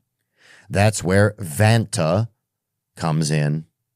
Vanta is the all-in-one compliance solution, helping startups like yours get audit ready and build a strong security foundation quickly and painlessly. How? Vanta automates the manual security tasks that slow you down, helping you streamline your audit. And the platform connects you with trusted experts to build your program, auditors to get you through audits quickly, and a marketplace for essentials like pen testing. So whether you're closing your first deal or gearing up for growth, Vanta makes compliance easy. Join over 9,000 companies, including many Y Combinator and Techstars startups who trust Vanta. Simplify compliance and get $1,000 off at vanta.com/Theo. That's VANTA.com/Theo for $1,000 off. That's the problem with We're gonna go to a commercial having break. people talk to us with like really compelling arguments. It's like, I will believe the last YouTube video I saw. Whoever put this shit up this quickly, this got to be AI, right? This has got to be AI. There is no way. There is no way. My God. Hey, you're asking for it. Whoever's doing this is asking for it. You need to stop right now. Yeah, listen, This is not bad. whoever's doing this. But Candace looks great. Oh my I'll gosh, say she's that, stunning. dude. Beautiful woman. Wow. I look like, that's Anthony Smith. That's I thought not that was you, my face. motherfucker. No. I thought it was my face. Yeah, you Theo cast himself in the movie. I cast myself as Anthony Smith. Does it look my nose is a little bigger than his though. Lip is the same. That's crazy. I looked at that 2 times. I was like, I wonder how they did that, but let's go, huh? Wow. Yeah. It's not going to age well. It'll be fine. Candace, it's, we're joking. It's all jokes. But yeah, I mean, but the worst, if you see a Charleston White video before you go to see if that's the last one you see. Son, that's a wild dude, Charleston. Have you man. had him on your show? Nah, have you? That's a wild dude, man. He is just so unpredictable. The next sentence he says is also one of these things where it's like, people who say wild shit can also be hilarious. Let's stop acting like both of those can't be true. You know what I mean? Like him, Dr. Umar. I love Dr. Umar. I've been trying to get Dr. Umar on my show forever. Really? He wouldn't come on? Well, he thinks I want to debate him. Oh, yeah. And I don't think he understands that, like, I'm just a fan. Like, I Right. just think he's a hilarious communicator. Does black culture fuck with Dr. Umar or no? As the spokesman for black culture, I would say yes. Yeah, I would say yes. That's fair. Yeah. That's fair. Yeah. Yeah, because I know sometimes people are iffy on Charleston White in the black culture, you know? Yeah, because I feel like maybe it's like his position is more critical. Right. Whereas, like, maybe Dr. Umar also has the same critiques of certain things, but he is like, hey, we're black first and we got to stay united. We got to lock this down. We got to do what's best for the community. Mm-hmm. But he is a, like, magnificently gifted speaker. Like, he just talks in sound bites. He has this, like, pastoral repetition. Like, remember, like, early Chris Rock, how he would, like, repeat the premise over and over again? Yeah. And it kind of, like, just emblazoned into your head. But, yeah, man. Have you ever talked to him? Charleston White? No, Dr. Umar. Yeah. No, You're familiar with him, right? I just heard about him, no joking, 1 week ago. No way. Somebody mentioned, have you seen Dr. Umar? I think my buddy Zeta told me about him and showed me him. Oh, dude, I thought that was fucking Kendrick Perkins or whatever. I just saw this guy. So you thought Dr. Umar was moonlighting on TNT? And now everybody's just trusting Everything he says. I was like, how did Everything he he said. fucking change? You're like, why is Drewski going to him for dating advice? Like, why is Kendrick Perkins They got so Drew, hey, militant? bro. Like, that they came after Drewski. yeah, that bullshit ass claim, and against Odell too. That's the thing. And then like whatever girl did that shit, like we'll never hear from her again. So you can just You don't know say if it's these real. stupid shit. It's just you should have to go to jail for that. Yeah. You should have to go to jail for that shit. Yeah. Because he has to go out and say, I didn't do it. Like, that's a Right. crazy thing to have to say as a human. Jay-Z had to say that shit. And then they just dropped the lawsuit. Did you see that? Against Jay-Z? Yeah. And then, again, nobody even notices when the lawsuit Lawsuit gets dropped. It's like, you got to scream it from the rooftops or else nobody will pay attention. I know. And that goes to that, like, hater shit with the successful. It's like, that story was so popular because there was probably a lot of people that were like, man, fuck Jay-Z for having a perfect wife and an amazing family and a child and billions of dollars. Yeah, he probably did that shit. Damn. And so then they're the ones tweeting it, sharing it, everything. Maybe. And there's bots now. I mean, it's definitely bizarre. You got to trust your own gut. But yeah, you could see an article, it's the last thing you saw. And then you're like, people are like, damn, wasn't that guy addicted to drugs? You're like, that guy is just won an Oscar. It's just like, you know what I'm saying? If you didn't tap into what's been going on, you know, Yeah. it's all crazy, man. You'll see stories about yourself that are crazy. I saw a story that I was like a oligarchy's child or something from the third generation or something. And I was like a billionaire's stepchild or whatever. And I was like, what are you fucking I was like, if my dad, if we had any money, Yeah. no one ever had it. But yo, here's the thing with that story is like, that story is just to discredit you, right? Like if you come from crazy money, everybody gets to go, see, it's not real. And he actually didn't have to experience this kind of traumatic childhood. And like, this Right. is all bullshit. It's like the story's specifically designed to cut your legs out from under you. Yeah. It's like, why do people want to do that? Why is that? And maybe it's in all human beings. Maybe it's just something that we have to grapple with. But I imagine like the more confident you are in yourself, the more happy you could be for people who get success. Yeah, that's a good point, man. I think realizing that, I think for a while you come from like a scarcity mentality, you know, where you're like, man, shit's not gonna, like, fuck, something bad's gonna, you know, this ain't gonna be okay. This is going to go away. Right. This starts to change, or like the government's just gonna come and take everything from you. You can't believe that it's happened after so many years of trying. Yeah, and then also you don't know how to have like things, and so you're like, well. Yeah. Dude, I remember being ashamed of myself when I didn't have anything and being ashamed of myself when I When did you have did. something. But it was really crazy. It was like I tried to hide, always mask my life because I didn't want people seeing that I didn't have anything or that I didn't feel like I was anything. And then even when I got a house in Nashville, it's a nice home. It's not like, you know, it's a nice home, but it's not like $1 billion home or anything. Yeah. But I didn't want to show people my live. I just didn't want them to see like, you know, I don't know. It's just fucking crazy. It was like, so in the end, there was some part of me that just didn't want to be, that either only cared about what you thought or just didn't want to be happy for myself no matter what. And then you can never feel comfortable no matter where you are. in this journey, man. That's I guess what would they say? That comes down to like self-acceptance. It's like once you accept it, like you should be entitled to your success and you work hard for it, then you're not as dependent on like the validation of others. I know. But it's hard to get away from that. I think I don't know if it's hard. Some things like doing ayahuasca, that kind of stuff has helped a lot of that stuff go away though. Yeah. That kind of stuff's been a You've done that a few times? Oh yeah. Yeah. I like it, dude. Really? Yeah, you do it enough times, they give you this jacket. Oh, yeah, definitely. Some guy walks out of the jungle in Costa Rica. Chaqueta, para ti. You get a punch card. Your fourth ayahuasca trip, you get an Eagles Letterman jacket. That is so ridiculous, dude. That is cool. You know who told me? Neil told me that. Oh, yeah. Neil Brennan became like this connector. Go on. But no, I think that's kind of what it is. Like, you know, Neil is one of his superpowers is his cynicism. You know, like he's constantly consumed. I hope he doesn't mind me saying this, but he's constantly consumed of like what the worst case scenario of something would be, or what the worst person would think about the thing he's doing. And what's good about that is like when you're creating stuff, there's an advantage in that you're always thinking about what your biggest critic could say. So maybe you really try to sharpen every premise and sharpen every joke and make sure there's no fat and it's like infallible. And the negative aspect about that is that like if you're just creating for them, it's hard to create something authentically. And then he was like, listen, after I did that, like that voice started to dim a bit. And like I wasn't constantly consumed with the critic. And I was able to make, I think, my best shit. And I think that's true. It's like it's hard to create authentically when you're worried about what critics would say. Like you're just making shit for them. You know, like for somebody, especially when your whole life you've gained a lot of your acceptance from other people. Yeah. You know, I think that's probably been a lot of my life, but I didn't even know who I was. There wasn't a me. So the only thing there was your reaction. Yeah. So I didn't fucking. Do you think you found yourself? I think it's gotten better as I've gotten older. Yeah. I think some of it is getting older. You just kind of like, I can't even fucking.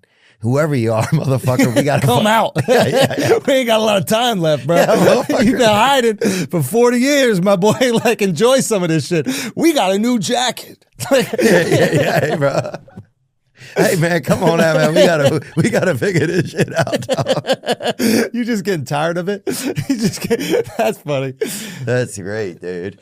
Yeah. So I don't know, but I think also you just get older and you're like, there's just whatever part of you that still cares about that shit starts to go away. I think it's just exhausted too. Well, I think chasing its tail, kind of. Maybe that's the release for you with something like ayahuasca, where instead of like constantly searching for what it is and who you are, you do feel connected to whatever this greater existence is, and you just get to go, okay, I'm not going to fucking worry all day about what exactly I am and what I don't have and just be this, bottomless pit that a lot of us in entertainment can be. Like there is, and maybe that's what you need. Maybe you need that reminder. Yeah. Maybe you need that reminder you're part of something bigger.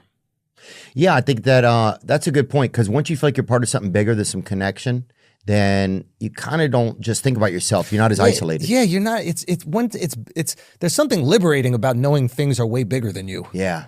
When it's not bigger than you, it's very easy to get caught in your own head. It's a lot of pressure, I imagine. If you're just thinking about you and like how you're being perceived and if you're becoming the man you thought you would be, and if you feel comfortable with the success you've had, how other people will react to that success. Yeah. That's crippling. That shit, yeah. There's a lot of stuff that's kind of like scary, I think, as you get older.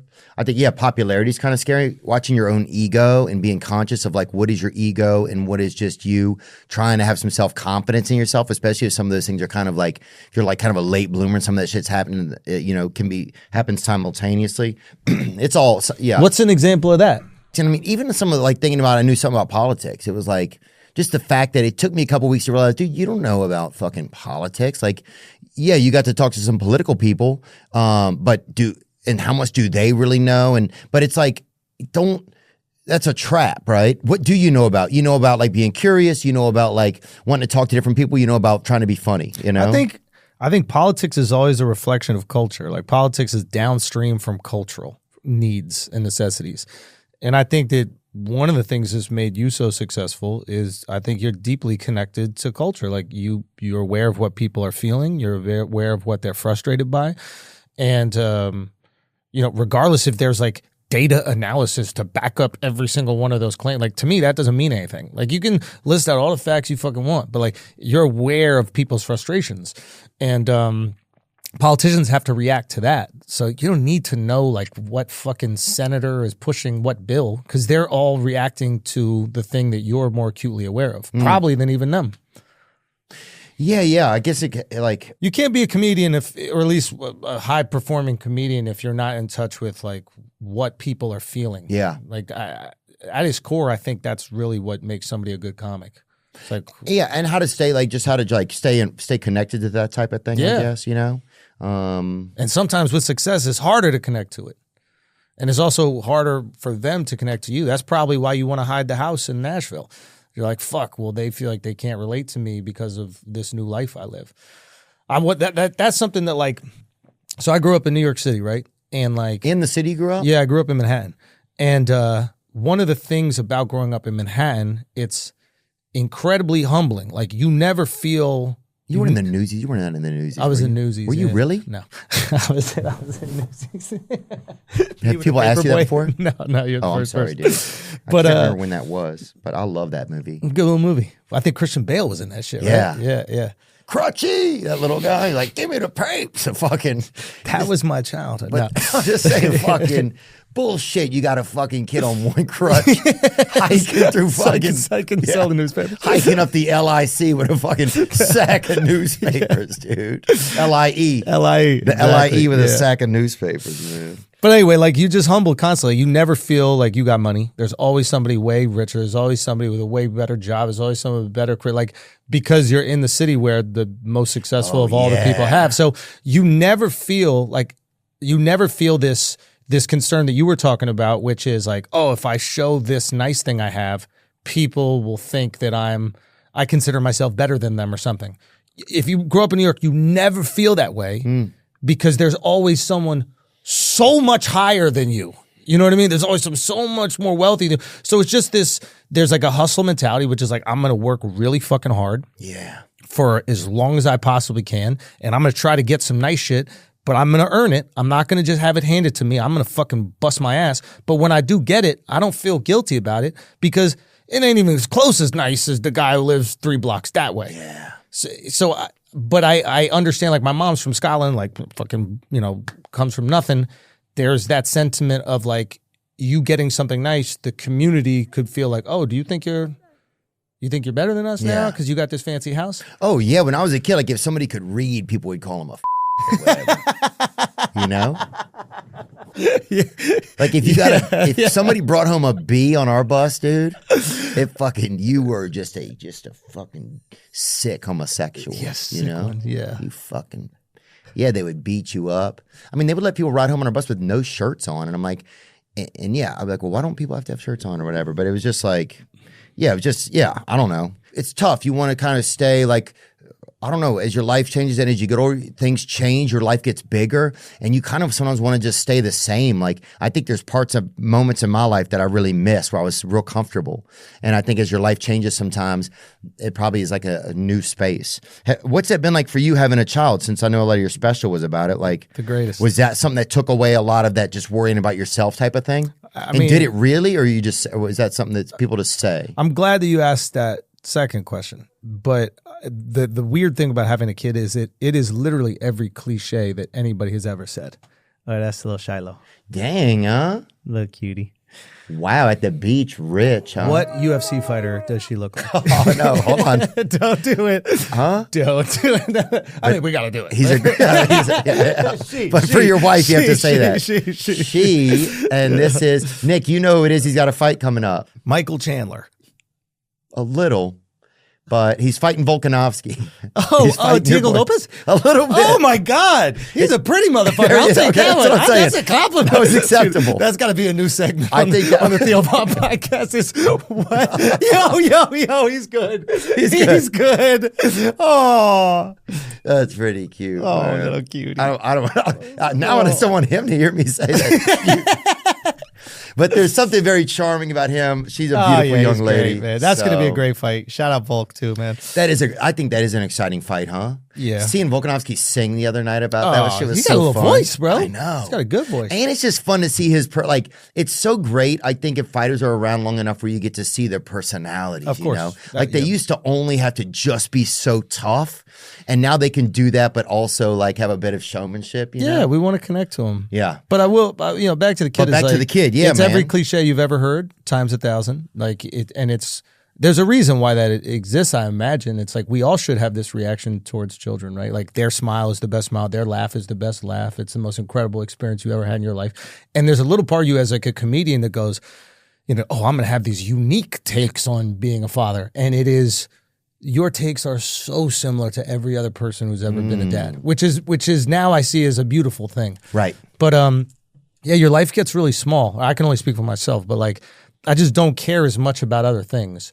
Like I want to spend time with her. I want to spend time with my wife, and as long as they're proud of me and happy with me, that's enough. Right. Anything else it's icing on the cake. It feels really good. Like the response to the special feels really good. It's like amazing. Like all these people who went through IVF and had a similar journey as us to like get pregnant, like they're talking about it like feels really good. Yeah.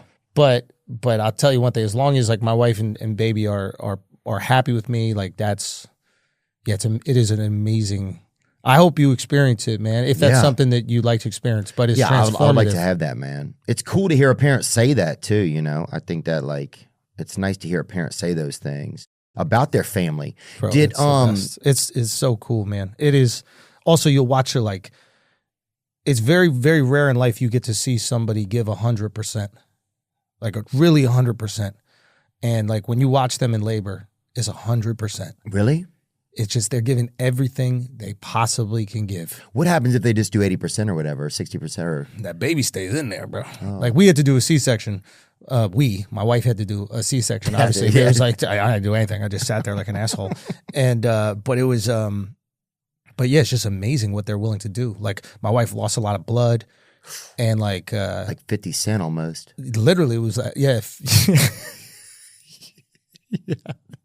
Yeah, it's very similar actually to what 50 went through. Yeah. I got to talk to 50 about that. I was like, dude, you basically got a C-section out there in Jamaica, Queens, bro. We talk about that? Like, yeah. 50C. 50C. He's good. He's fucking good. No, but bro, it was like she had no energy left. She had no blood in her system left. And they asked her, they're like, can you do a little breastfeeding for the baby? Because she needs to eat right now. And then they're like, if you don't have energy, that's fine. She breastfeeds the baby. The second the baby pulls off, this is like after, I don't know how long it is. She goes, my wife's like, is she good? And the doctor goes, yeah, she's good.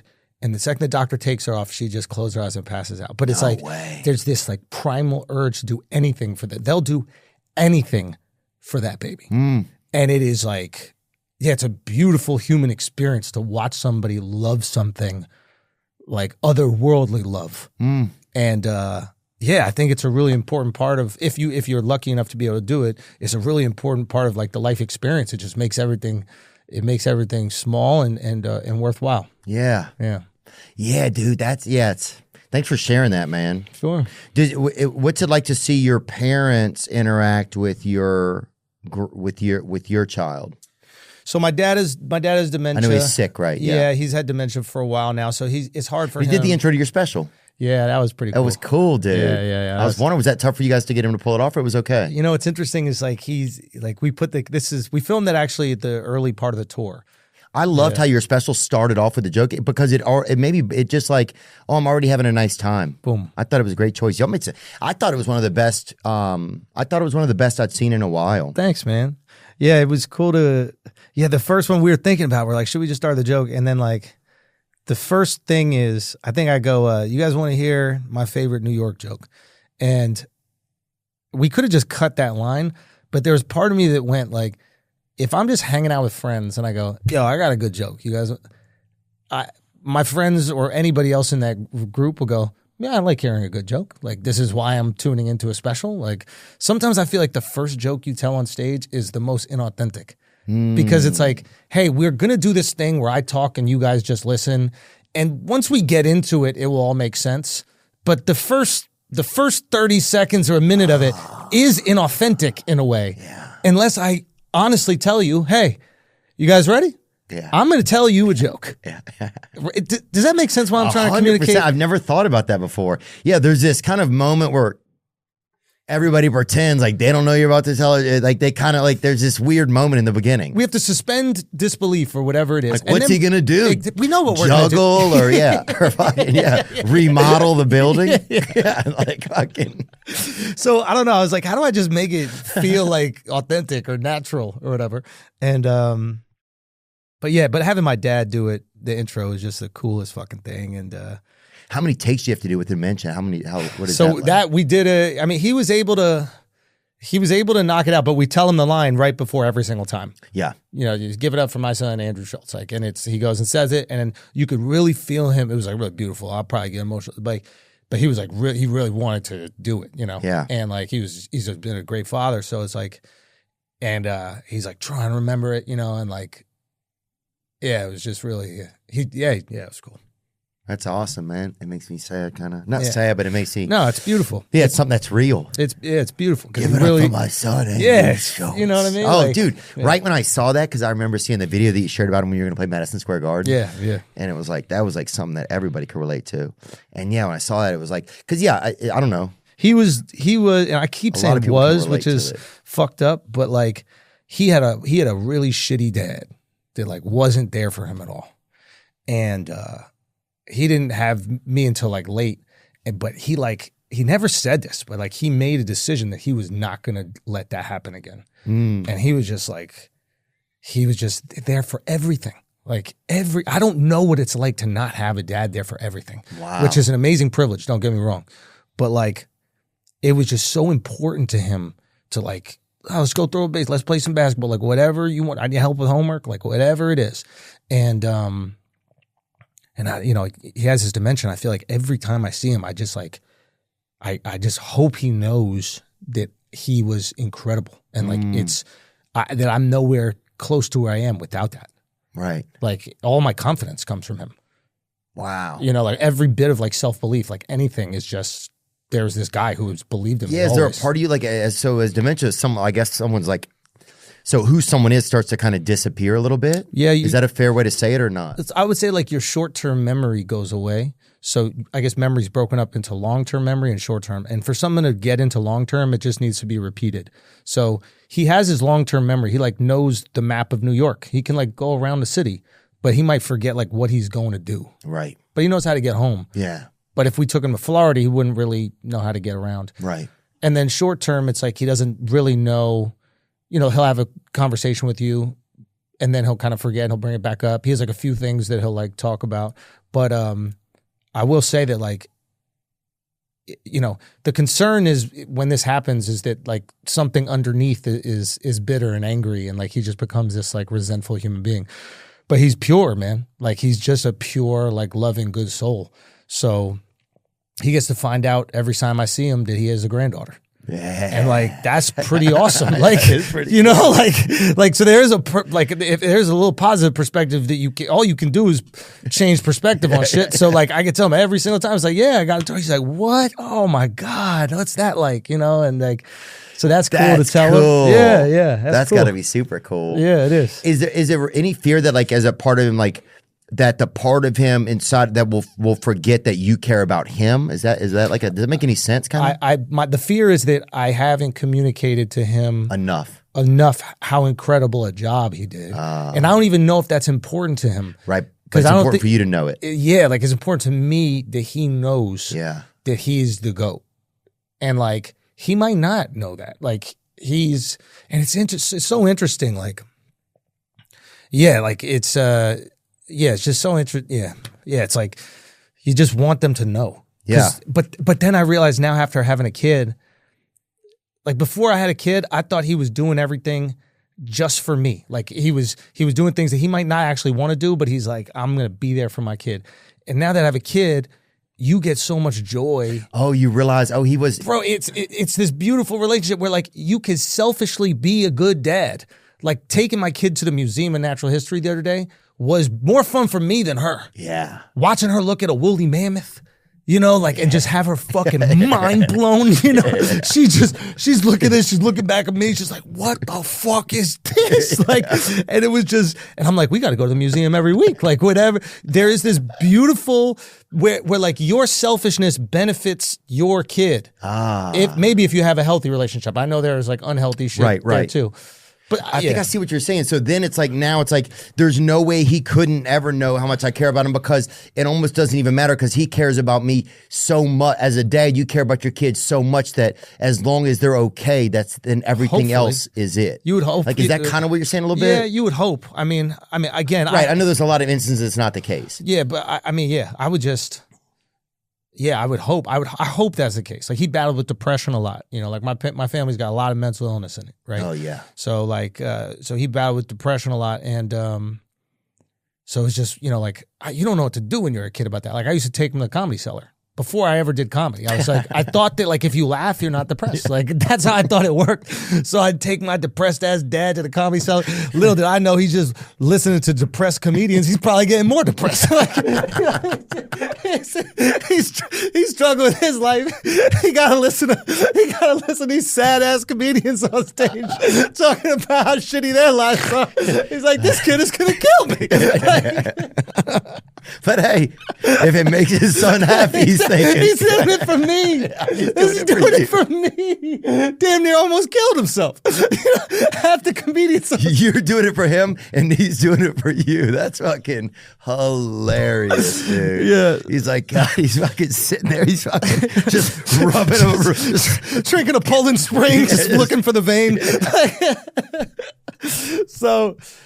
But yeah, it's just, dude, you what don't a know. fascinating thing that he's doing it for that what a unique way to think of a crossroads of a father and son, that he's doing it for me and I'm doing it for him. Yeah. That's kind of fascinating. You don't know, like, you just don't know how it works when you're younger. Like, you don't even know, like, the effects of depression or these types of things, you know? Especially in his era, like 20 years ago, you had no idea. Even 30 years ago, you had no idea. You're just like, oh, Rodney likes to fucking sit in the car by himself. My dad would go sit in the car by himself for a couple hours. I love it. I love it.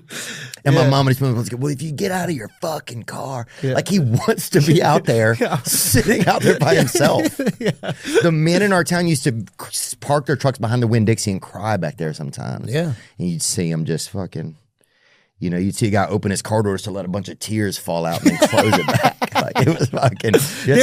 There is bravery to that, though. That's the thing that, like, I think we look back at that generation who was really trying to figure out how to deal with their mental health, and they stiff upper lipped it.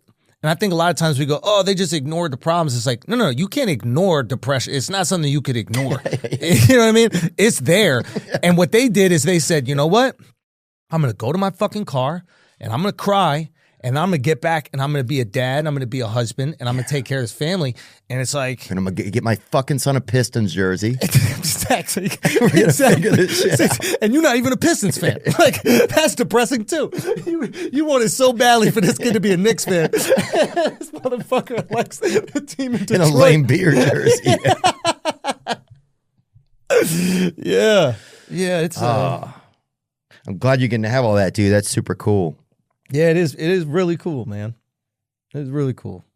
You know, we read for different financial advertisements on this podcast, and I want to iterate one that I think has become my favorite. It's called Acorns.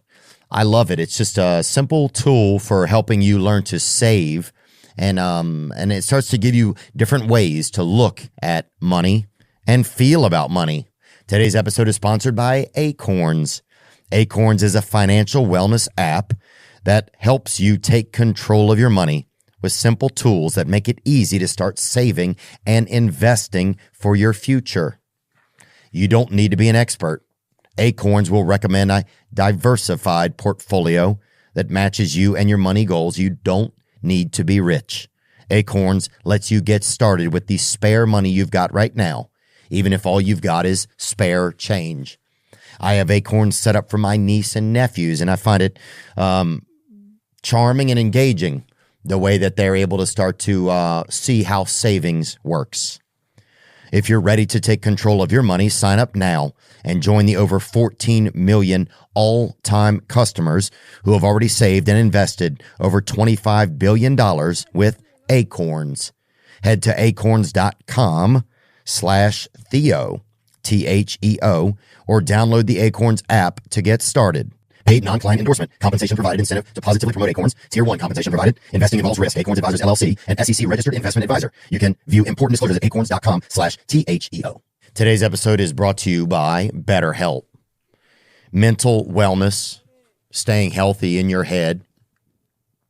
We're at a time, I think, in existence where we get rattled easier. There's too much information. There's not enough relationship with ourselves. I'm not trying to preach at you. I'm just talking about me, really, to be honest with you. And BetterHelp is there. If you need therapy, if you want to give therapy a try, you don't want to go to the therapist in your town, everyone will know. You're worried about walking into a mental health building. It feels scary, uncomfortable. BetterHelp is a great way to try therapy wherever you are. It's convenient too. Yep. You can join a session with the click of a button, helping you fit therapy into your busy life, plus switch therapists at any time. And this month, BetterHelp is giving you the biggest discount on starting therapy that I've ever offered on this show, with 90% off your first week. Guys, don't miss this. Your well-being is worth it. For a limited time, visit betterhelp.com/Theo to get 90% off your first week. That's BetterHelp, HELP.com/THEO. Yeah, just to add another universe to your life. Does it make you look at your wife different? Does a girlfriend or a wife become different once they're a mother? Does something like, or what's that kind of like? 100%. Completely. Yeah. You also you realize, here's something I realize is I would always call my wife when I know that the baby's waking up from a nap. Let's say I'm at the studio or something like that. And I call and she knows I'm calling to see Shiloh, right?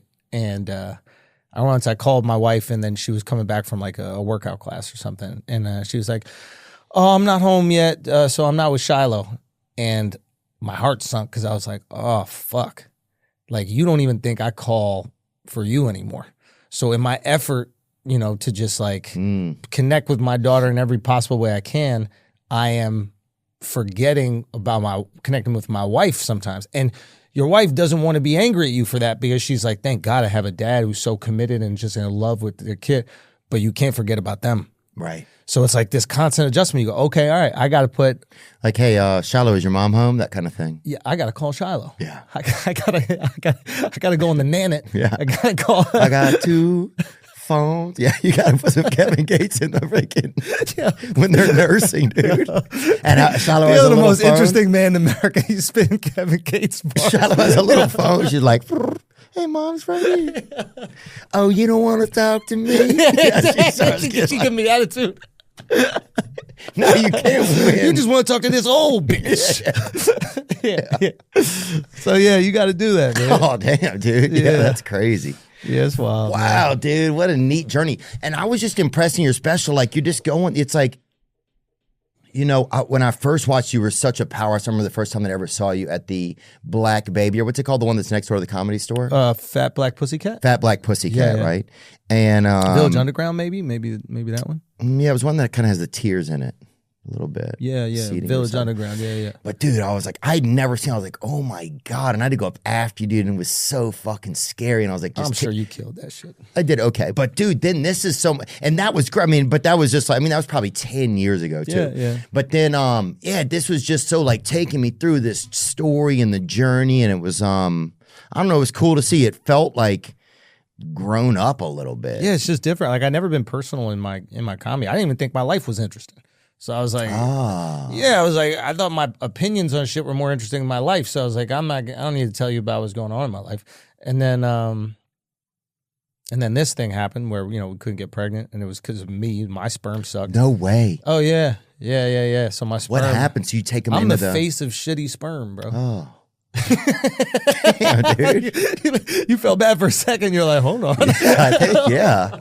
Well, it's just crazy because you have that like spice trader energy. You think, you know what I'm saying? Yo, you want to know some crazy shit? My boy is a spice trader. This guy I play paddle with, all right? This is my boy, we call him Spice Man.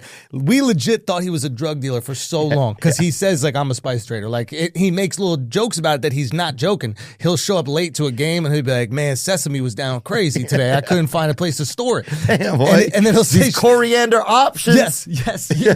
It's literally like a stock market. Yeah. Like, he's back and forth from India. So we're like, there's no way this is his real life. Like, he sells fentanyl or cocaine or some shit, right? And he's just saying it's turmeric, right? So, but turns out this motherfucker is a legit 2025 spice trader. This is like the oldest job ever. We ride here. Yeah, dude, that's it, bro. We ain't going anywhere. You're from the past, baby. Yeah. How crazy is that? Shout out to Pete, man. Spicy P. We call Wow. it Spicy P. Yeah, dude, Spicy P. That's great. That'd be a dope ass job.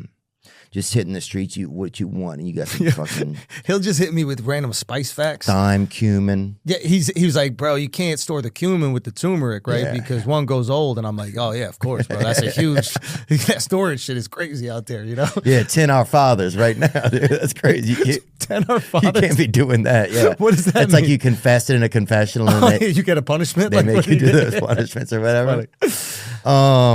What? Oh, dude, you did the wrestling thing. Was that interesting? Oh, that was so cool, man. It's cool. You did a good job. Thanks, bro. It looked. Was it scary? I thought you were gonna get slammed.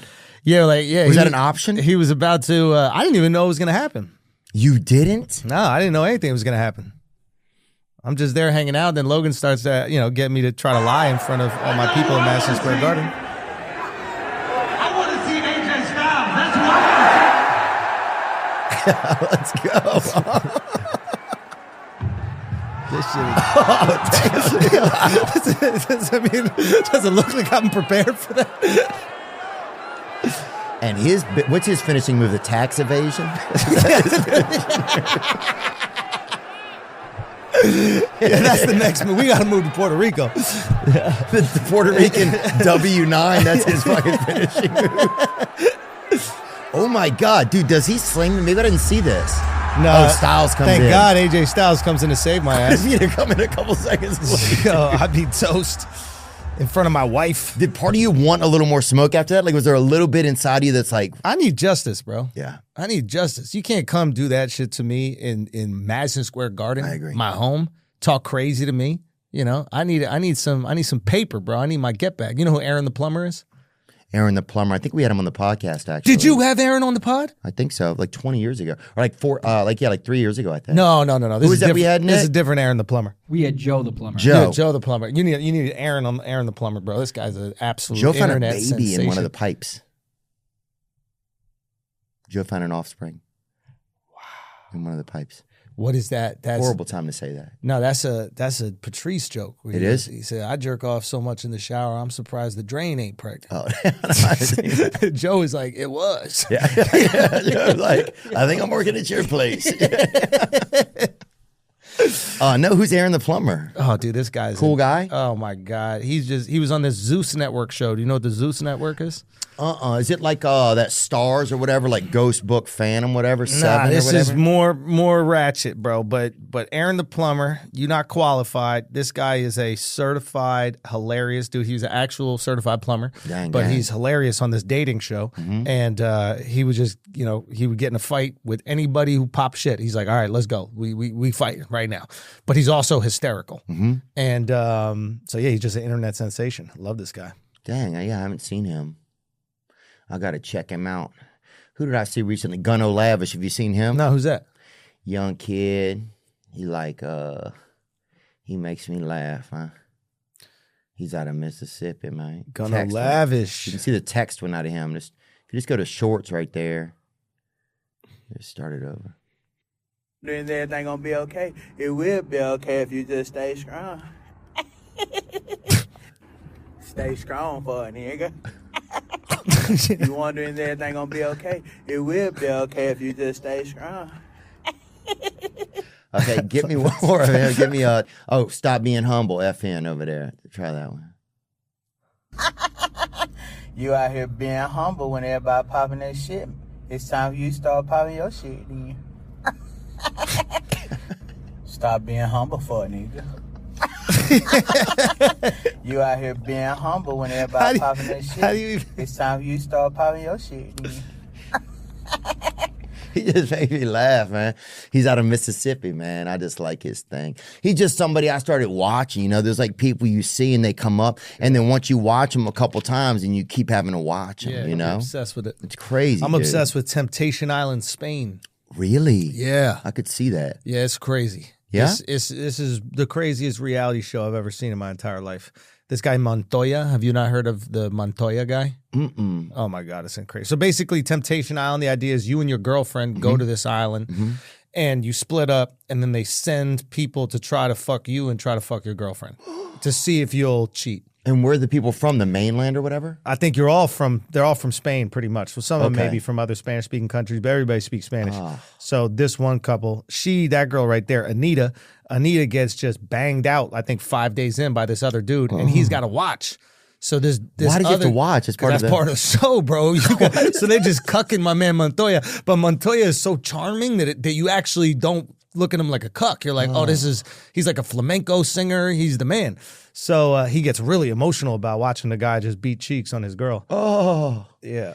And this seems like modern day Shakespeare almost, you know? Yeah, exactly. You know what I'm talking about, kind of? Yeah. There's very much a thing where like... Yeah, it's Othello, really. When the figure would be like, it would open up a portal in your head where you thought your wife was cheating and you would take your own life or something. Wow. So there it is. So like he's got to watch this security cam footage, and you could like hear like pelvis hit cheeks. No. Like this. Ugh. Yeah, it's brutal, but it's also fantastic TV. God, I've never seen that. It's amazing. Like, and I haven't watched the whole episode. I just watched like whatever highlights get clipped and put on like TikTok or Instagram. I think that's how I consume everything. Yeah. But everything I possibly can, I consume. Yeah. Well, it's funny because you start to want to have like an information diet. So there's things you can talk about with different guests or whatever. That's what I heard Mr. Beast say. Like he hires people to have an information diet for him. So they all absorb stuff, then they filter it down, and then he gets like this stuff from them that's like fine tuned to exactly what he would want to know the most. Oh, wow. And that's crazy. So he has like a human version of ChatGPT. Yeah. So he has intelligence. Yep, like real intelligence. He has like an algorithm that's, he's like a human kind of algorithm, you know? Yeah. Sort of, I guess. So he's outsourcing his like interests. How do you run it back against those Paul guys, I wonder? How do I run it back against Logan? Or Jake as well? Get Jake involved as well? Dude, I would fucking... If I saw those people in my dreams, I would beat the shit out of them. Yeah. That's a good caveat right there. That's a very good caveat. No, Logan needs to get it back. Logan needs to get some get back. That's the reality. You can't come into my place and do that, obviously. But Jake, I don't even know if Jake's going to be involved in wrestling. You know, he's doing his boxing thing. Yeah. But let's see what happens. I don't know. You never know. You never know with these things. Yeah. What about you? You going to get involved in some wrestling? I don't know, dude. I thought about trying to wrestle one of those guys. I would have to really stretch and focus on fitness. Yep. Yeah, 100%. I have to really stretch and focus on it. Or you could just get dragged through the ring like I did. Just do that. And then not work at fitness at all. You know what's the craziest part of that scene? You didn't even see the end of it. I got dragged over the banister, ragdolled on the ground, rolled into the ring, bent over and put into a suplex. This other dude, AJ, saves me. After Logan leaves, I jumped on the top rope. Like I did something. I think I'm the first person in history to just get my ass kicked and still go on the top rope and celebrate. Yeah. But it really goes back to exactly what we were saying earlier. If all people see is that clip of you on the top rope, they're like, this guy won. So I'm like, I might never do this again. When am I going to knock jump at the top rope? Come on. I got to tell my daughter something. Yeah. That's classic, man. Yeah. Have you thought about over the years of moving out of New York? I know we were talking about the taxes and stuff in there. And I don't know. It's like pricey. Have you ever thought about going down to Austin? Did you ever think about that? Not living there. No. I mean, like, look, it's fucking incredible what Joe's done down there. Like, it's incredible. It's kind of crazy that it almost feels sometimes like another it definitely feels like another new center of comedy, which they didn't have 5 years ago. I can't believe I'm going to say what I'm saying right now. Because obviously, you know, New York guys, we're incredibly biased about stand-up. We're like, the best stand-ups are in New York, and this is where you come. You got to make your bones. This is what you got to do. And then the idea was, okay, but if you want to become like famous, you can go to L.A. because that's where the industry is. Somebody's going to pop into the Comedy Store. They're going to see you. You'll be famous. That's at least like the hope or the dreams or whatever, right? But as of right now, if you're a young comic, right, what is your pathway to success in LA? If you're a young comic, what's your pathway to success in LA? Perception doesn't mean that it can't happen, but like in LA or New York, like what shows can you get on that eventually you become famous? Because I know if I'm a young comic, if I can manage to get on Kill Tony and become a regular, I'm selling out theaters around the country. These guys are selling real tickets. If I get into Joe's world and I'm able to go on the podcast a bunch and maybe even go on the road, like I'm getting a career. To me, it's like we need to start building some infrastructure in New York so these guys feel like there's a pathway to selling tickets. And that's not just New York, that's LA too. Those days of just like getting a role in a movie and then you sell tickets are done. You doing a TV show one-off and then you sell that, you don't just sell tickets. You need to be like ingratiating yourself to the people through stand-up comedy if you want to sell stand-up comedy tickets. So I don't begrudge any comic who's like, I want to move to Austin because I feel like that's where the thing is happening, especially if you just move to New York or LA to make it. I'm from New York, like born and raised in New York. So like moving to another city is like leaving my whole family, my friend group. It's Right, you're everything I leaving know. your world. Oh, there you go. That's what I was thinking, I guess. Maybe. Yo, my God, I do kind of look like that motherfucker. Diego Pena, what's his name? Man. Diego Garcia? He looks ugly next to Christian Bale, bro. And he's not even that ugly, bro. I'm saying he looks like me. So I can't be insulting him that much, but Christian Bale is one fucking handsome guy. Well, then imagine, say if there's another even Wait a minute, less. did he AI my face onto that? I did. This is face swap. God damn, bro. So I look ugly next to Christian Bale. That motherfucker is handsome. Look at Bruce Wayne right there, dude. God. Nah, he's a stud. Ugh. He's a stud. Yeah. And I'm worse looking than you. So the tough part is it only goes another step downhill. Yo, how fucked up is that me insulting him before I knew it was me? Like, that's insanity right there. Like, yo, well, I mean, it's the. Where's my self-esteem at? Theo, don't come here for it. I don't know. I built this railroad on low self-esteem, dude. Have you ever heard of the low self-esteem engine? No, I haven't. That's the only thing that's run on these tracks for years, dude. I mean, we're picking up steam, but it's been slow. Oh, God. What were we talking about? Oh, though? there's the scene. So it's just like, I imagine the scene. I mean, think about it, like, obviously we're in different positions, right? Like we're in a different part of our career where we can live we're not wherever coming we out. want. It's not the beginning of our career. Exactly. So, but if you were young and you're like, my pathway to success, like if you go to LA, what shows do you get on to eventually make it? Like, what is your right? Well, there's a couple things. One, you can get there's a lot of influencers and stuff out here. So there's a lot of social media influencers. That stuff is real out here. Mm-hmm. There's movie stars that live out here, mm-hmm. and there's television shows.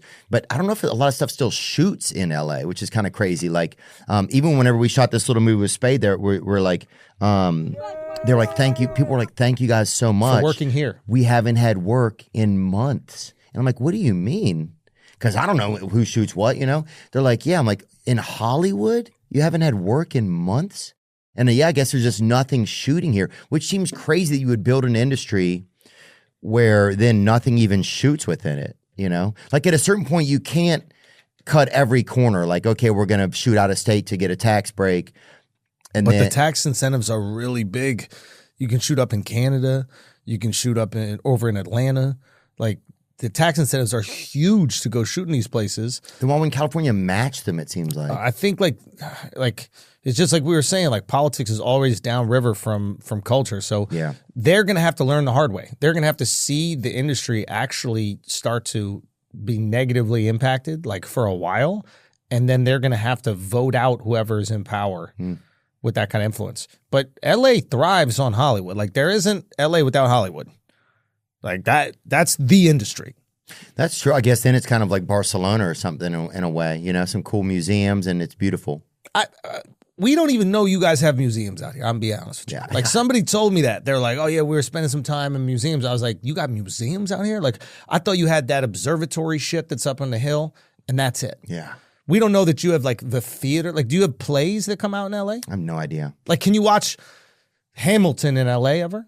I don't know. It's a good question. Well, we don't really have that district like the theater district that New York has. I mean, Danny McBride was saying this the other day. He goes, I've always been kind of amazed that LA doesn't historicize itself better as a structure. He's like, when you go down the street here, you should be, every other building should be, this is where this was filmed. This is where Sidney Poitier lived the first 3 years that he lived here in this apartment. And these buildings, we've kept them because and some of it is still the same because you don't have as much wear and tear from the elements here outside of like the fires recently, but you don't have just like the constant salt in the air like you do in a lot of places. But overall, he's like, I'm just kind of amazed that you don't go down the street and every other building is historical for some reason. Bro, I think that's a fantastic point because that is the coolest thing about LA Hollywood is like old Hollywood culture. Right. Like there's that hotel, the Sunset Tower or whatever. And like it has this cool restaurant that feels like old Hollywood. Oh yeah, it's cool in there. It's some fancy bougie shit, but it still feels like I can imagine directors in like the 60s. Yeah, what do you say, huh? What is that fucking girl with the air blowing her dress up? Oh, Shirley Temple or whatever? No, my bro. Marilyn Monroe. Marilyn Monroe. Oh, sorry. Well, okay. Yeah, exactly. I'd like to have that stricken from the record. That's fucking unbelievable. Well, dude, I'll tell you something funny. Here's the number one place, and I'm sorry. Who's the girl where her dress was blown up? Shirley Temple. I don't find it's L.A. I didn't think they were He's right. He's right. Weinstein's innocent. Weinstein is innocent. I didn't think if they're blowing anybody's dress up, it's going to be a child, obviously.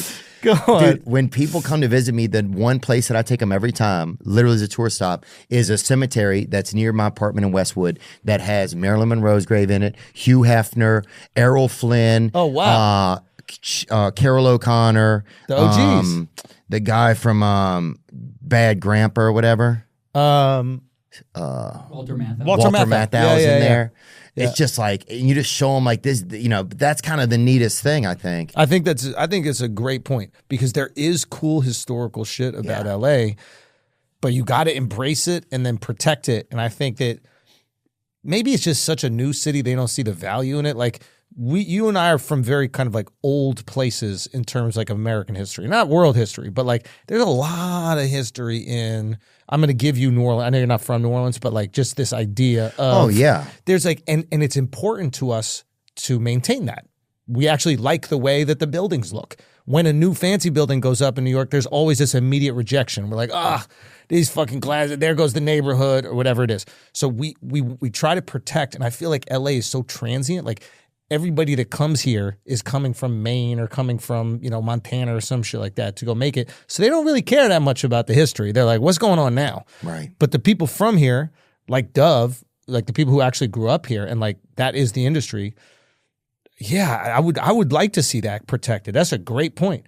And then there's another version of you coming out here that's not like a TMZ tour bus tour, whatever that stupid shit is. We're like, this is the Rock's house. It's like, nah, go see where fucking Sidney Poitier lived, or go see where these historic actors, like what's his face's first apartment, Jack Nicholson's first apartment. It'd be so cool if they had that and still had it they had it like really locked in. Dude, the founder of Cane's, this guy Todd Graves, he still has his college apartment that was right next door to the first Cane's that's in Baton Rouge. And you go in there, dude, and it is crazy. It's like, it's from 30 years ago, or 22 years ago or something. And it's just like old TV. He's maintained everything from Maintained it. All sitting there. It. Pictures from back then and shit. His life got busy, and so he just wasn't there for like 8 years. And then he came back, and it's just like magazines with like Jordan and Shaq on. Just fucking. He's a beast, that guy. Yeah, he stays so busy. He works really hard. I think it's a he little bit. Owns all of the Canes still, right? This is not a franchise restaurant. I think he owns.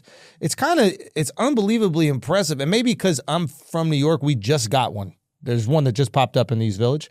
But like I was talking to a buddy of mine who's actually like one of his lawyers, and he was kind of explaining it to him. It's like, this guy's like a real ambitious, like kind of genius to put that together. It's very hard to not sell off your company as it becomes successful. To have that vision, like, I don't know if you're like this, but if I'm building something that's successful and then someone offers me $300 million for it, I'm like, There's some people are crazy enough to go, no, this shit is really worth $2 billion. I'm like, $2 billion? What is $2 billion even? Like, what is that money even? You know what I mean? Yeah. There are people that say no to $1 billion because they know it could be worth $5 billion. Fuck. Isn't that crazy? Crazy. What do you need that for? Yeah. Like, you can tap out of whatever you're doing. Maybe they really love what they're doing. Maybe that's it. But then you just sell it and get locked in as a consultant or whatever. Yeah, I guess you could, but maybe they would hate that. Maybe like they're like, Yep. It's my genius that drives this car. It's like that rigor mortis, whatever, whoever made Frankenstein or whatever, the doctor or whatever, he wanted to die with Frankenstein. He's like, I think that's what happened. What happened with Frankenstein? I fucking don't even know what happened with that It was shit. Dr. Frankenstein, and then it was the creature. Yeah, isn't that crazy that we think that Frankenstein is the That's crazy. is the lifeless animal, but it was actually the doctor. Imagine how he feels. He's like, hey, my name's Rick. It's like nobody fucking. I'm fucking Rick Hopkins, I had a fucking bad frontal lobe surgery. Give me some, goddamn. That's true. It still goes back to, you see a clip of something. And you just believe it. That's what you believe. Just believe it, yeah. That motherfucker's name is not even Frankenstein. It's called Creature, which is way more adept, right? Like, that feels like the name for it, but not. But at least that's his name. God, dude. Yeah, shout out Frankenstein. Yeah, dude. How's the Trump thing going over in New York, dude? What's so interesting is like it was crazy how right after the election was over, everybody's kind of went on about regular life, kind of. Bro, and like now I'm almost like annoyed by it. I'm like, I thought we weren't gonna have to go through this again. Like, I don't know how it is like here where you're living, but we're back to like the bipartisan bickering. Like this Doge is a big deal, right? Even though there's no American that wants like waste, there's no American that wants like government bloat, there's no American that wants like inefficiency. I don't think any of us are like voting for those three things. Yeah. So this should be like unilateral support. Like, we should all get behind it. And maybe the way that they're doing, I think Trump even came out and be like, yo, we're gonna use a scalpel, not a hatchet. Like, I think we're being a little bit too forceful with the firings or whatever. But this is one of those things where like it's so annoying. And I think you can blame Elon for this as well. Like, on Twitter, he's a little bit antagonistic about shit. I noticed that recently. Some of the stuff he says, like, do you have to say that? Like, you don't what are have you doing to. right there? You're in power now. Like, I think you have to have a little bit different energy when you're in power. I think when you're not in power, you're trying to get to power. Maybe that antagonism is helpful, right? It can like embolden the base. But you're the leader now. Leaders don't need to poke a finger and like twist a knife or whatever. Like, well, I think what he's doing, I believe that what Elon is doing is, by creating all that commotion on Twitter, it's only helping his own business, right? So it creates now that everyone wants to see what he's going to say, but he's saying so many things, it's hard to even juggle. But so many people are engaging and interacting. Yeah. I feel like it's probably the number one news app. I don't know if it's always been the number one news app. Has to be. It has to be. That's why. Yeah, I mean, don't you but learn he's just everything stirring from his own business. It's like, so the more he does that, it's more impressions, the more ads that he can sell, right? I don't know if that's true. But you're basically creating a place for people to go consume content in general. And if he's the biggest creator on that platform, then it makes sense that he continues to create. So you're saying that he's not doing this just to get out information, but he's also doing this to like uplift the app. It's like a hype machine, yeah. Oh, wow. I don't know if that's true. But that's what the feeling you get from it. I'm at least, because otherwise it's kind of some of the shit's kind of insane. It's like, what is this like? How is he doing all of these things? And if he's not doing all these things, because who could have time to do all of these things? Yeah. Then who is doing it? And it's kind of annoying because he's a genius. You want him on your side. Like, I want the guy who makes the rockets on America's side if we go to World War III. Right. Like, I think that's a pretty good idea that we get the guy who's going to send a ship to Mars on our side if we're going to have like drone warfare throughout the world. Like, let's keep him in our good graces. I do think, and I'm a little bit more optimistic about this administration. That's what I've realized with most people, like sane people, is that if you didn't vote for Trump, but you're not like a complete like lunatic extremist on both sides, by the way. if you're just kind of like a normal regular guy, but you feel like you lean left a little bit more, you just are pessimistic about the administration. And if you lean maybe right a little bit more, but you're not some insane like right-wing quack, you're optimistic about the administration. Yeah. We both kind of want the same thing. We want the best thing for American people. Right. We might disagree about where we get there, but we do want the most opportunity, wealth, ease of living for American people. So when it comes to administration, I'm like a little bit more optimistic about it. Like I'm like, okay, let's just see how this works. Right. That's how I feel. Like, let's just give him a. People are going, oh, he's doing all these tariffs. It's like, my man, I'm not an economist. I know you aren't an economist. Yeah. I don't know if this is a negotiation. Like if you go to buy a car and the car is like $100,000 and you go in, you go, all right, I'm going to offer $80,000, right? Knowing that they're going to settle around 90, right? The problem is when you do that in privacy with the car dealer.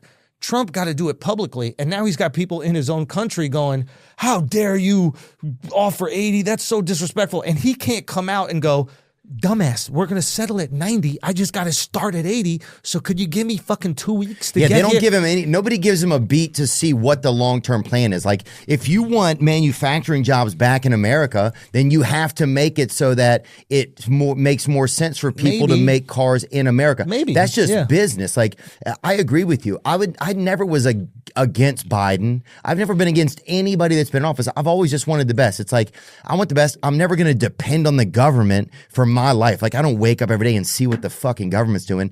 I get out of bed and I try and take care of myself, or take care of your family like you're doing. It's like, that's probably what most people think. Yeah. Anybody that has time to argue online all day is also insane, right? Like, I'm not saying that we don't all put our beliefs out there sometimes, but I hear what you're saying. But it's like, but you have to, like, that's one thing somebody said the other night. Oh, Trump said it during that whole like state of the whatever, the delegacy address. Yeah. It was like the state of the two parties address.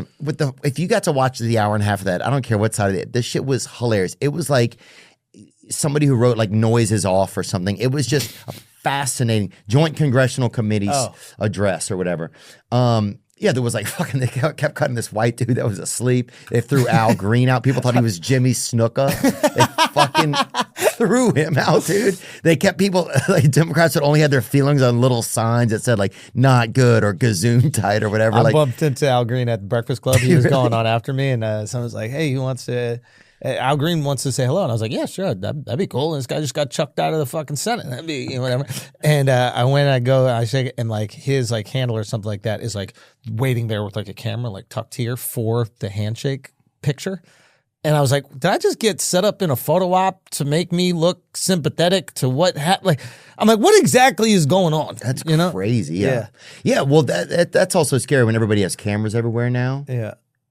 Yeah, a lot of people thought that was Jimmy Snuka, which makes total sense as well. Yeah. I still think it was. What dude. a body, huh? Let's get it on. Was that was Al Green? Let's get it on. Let's get it on. Yeah, God. I think so. But yeah, so it's a tricky time now politically. But I just still like, you kind of hope, like, hopefully there's some long-term strategy here. It's like, because if you just look at the little bits, it's kind of fucking scary. Also, and I'm not trying to just like bag on the last administration, but like if people are uncomfortable and the last administration was running on this platform of, hey, we're going to keep doing the same thing that we've been doing. And that was a bad plan. You can't really blame Americans for going, well, that's not working for me right now. I got to try something different. Yeah. And then giving the new thing a little bit of leeway. It's not like, again, I might be more optimistic. And if it goes bad, I will be the first person to criticize it. Right, I have no problem criticizing whoever's in power. Yeah. Okay, this is the easiest thing in the fucking world for me. But I am hoping, I'm at least going to give a little bit of grace and hoping that this is going to work out for all of us. And I'm going to give it more than a fucking few months. I'm going to give it a little bit to see where it goes. And if it does go, I'm not going to be the guy to go, told you so, you fucking idiot. Like, because that's not the joy that it brings me. The joy that brings me is like, hey, shit, we're actually making some cool change. Right, America's going to be doing better. We got opportunity to start here and get up here. Imagine if you brought some industries back where people have pride in their homes and in their towns, dude. I'll tell you this. We've gone on this tour I've been on. We've gone to probably 200, the top 200 cities so far, size-wise, right? Yeah. We've gone fucking everywhere. And a lot of the places, man, it's the same. It's like there's not a lot of businesses there. There's some cities that have kind of changed and had some turnaround and it's been uplifting, but there's been a lot of places that it hasn't, you know? Whoa.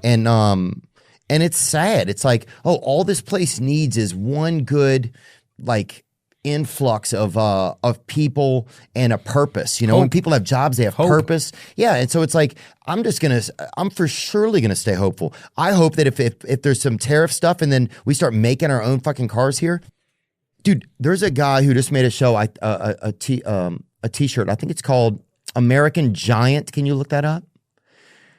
There's a guy, he wanted to find a t-shirt that was made in America, American Giant clothing. He couldn't even get a t-shirt that was completely made here. Right? He couldn't get a whatever this is called, a template or a blank. Yeah, a blank in America. He couldn't. They didn't have it. Right? They didn't. We don't make a fucking t-shirt in this company. Right? Country. Yeah. So don't they make Teslas here?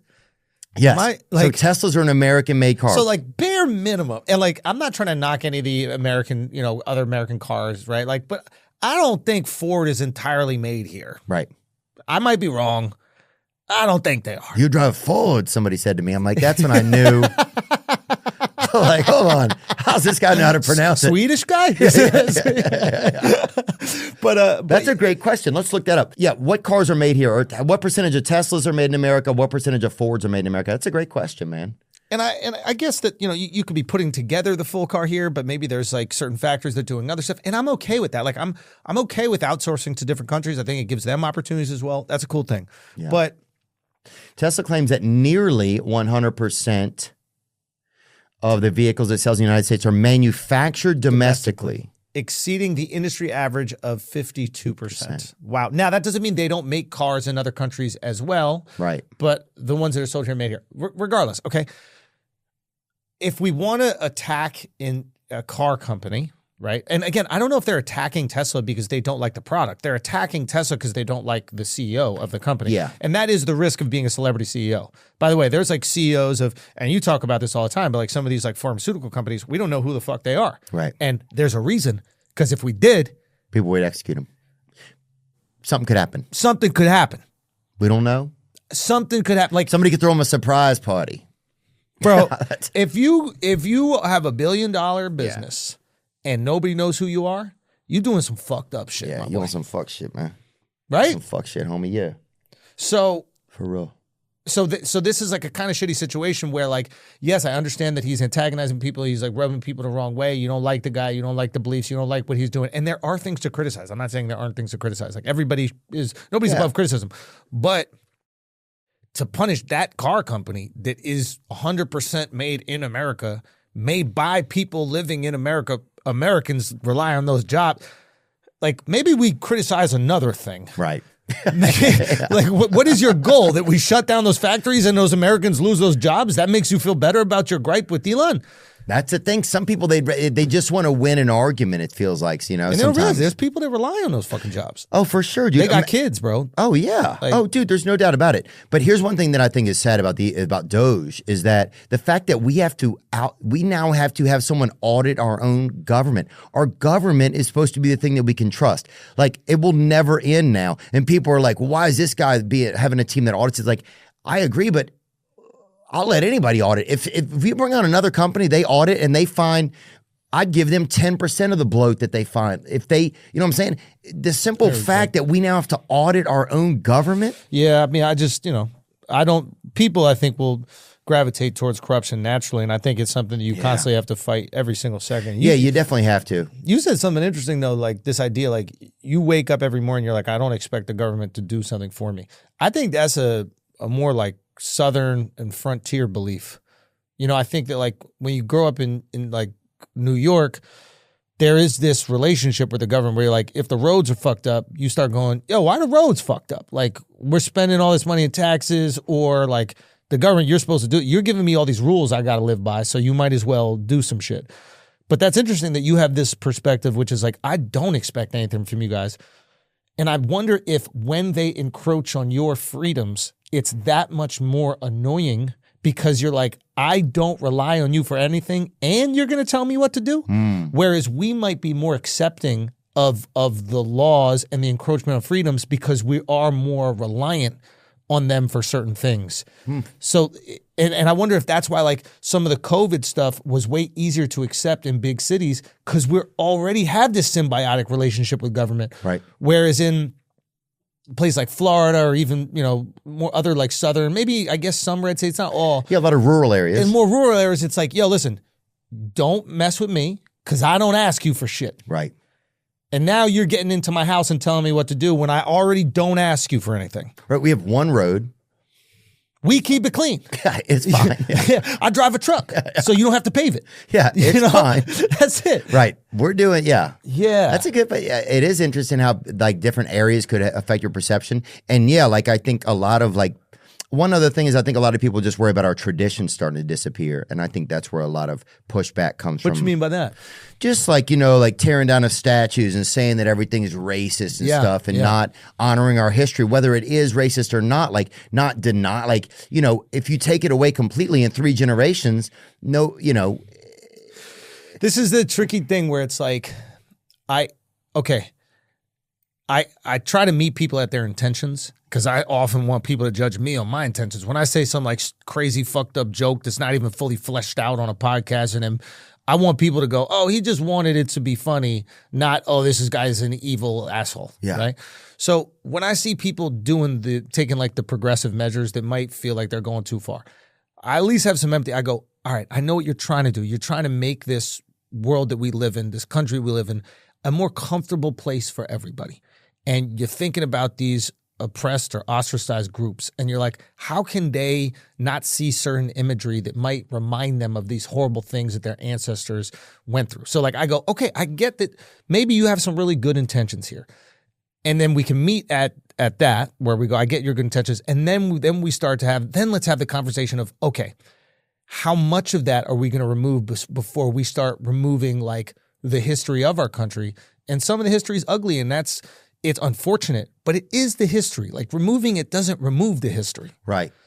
But at least not looking at them like they're assholes that want to destroy America. Maybe some of them are, but I think some of them also just kind of want to make life better for people. Yeah. I don't think everybody's bad. I think there are bad actors on both sides. But I think there's some people who like, maybe they were bullied a lot as a kid and they're like, man, I don't want anybody to go through that shit. Like I want to look out for some people and create some more protections. And sometimes those protections might go like a little bit too far. And then sometimes instead of creating protections, people will like hurt people. They'll do the opposite. They'll be like, oh, all white people are horrible. It's like, okay, you're going too far. Yeah. You might have experienced some really fucked up people in your childhood, and maybe you have that way of looking at it, but it's not going to help if that's your way of communicating with the world. Yeah, I think the truth is usually kind of in the middle. I think you're right, And the fact that, it's like, it's so funny. It's like you get so stuck in your own perspective of what your own perspective is, and you need to be in your own perspective because it's a survival thing too. Yeah, it's like, of course, if I'm sitting here daydreaming or something and I get attacked by an animal or something, then that's on me, right? But it's like, but to actually put yourself in somebody else's shoes and think like, well, what is it really like? Yeah. Or what is like going through like certain classes or history class or things like that, like, if you're a different ethnicity or different sex or something, what's that shit really like, Yeah, it's They're supposed to have VR goggles that were supposed to be able to do that, Yeah, we could just see what it was like being Native American back in the day. Yeah. Hey, huh? Yeah, they're all Italians. Look, the goggles kind of like, they set it up to make it sound like who really killed the Native Americans was Italian. Christopher Columbus, look at these guys. Hey, fucking red horse, get over here. Fuck out of here. How many necklaces we gonna wear, huh? You called it night, how about some blankets? Hey. But hey, huh? That would be cool though. Like, but you could set it to any way, Oh, that's because he was Italian, right? Wasn't Columbus Italian? They said he was. Who the fucking knows, dude? I'm sure he was probably Italian via Israel, according to a lot of Reddit feeds this week. So Twitter, it's just they just blame everything on the Jews, bro. Like it's not even shit that you didn't even imagine. It's the Jews' fault, right? They got nothing to do with it. Soon they're gonna blame Christmas on the Jews. Oh, that was kind of. The Jews are impressed, but also not cool at the same time. They're like, well, what if they're like, yo, can you blame some good shit too? Like, we did some good shit, right? Like, y'all like Christianity? Like you like watching Family Man, don't you?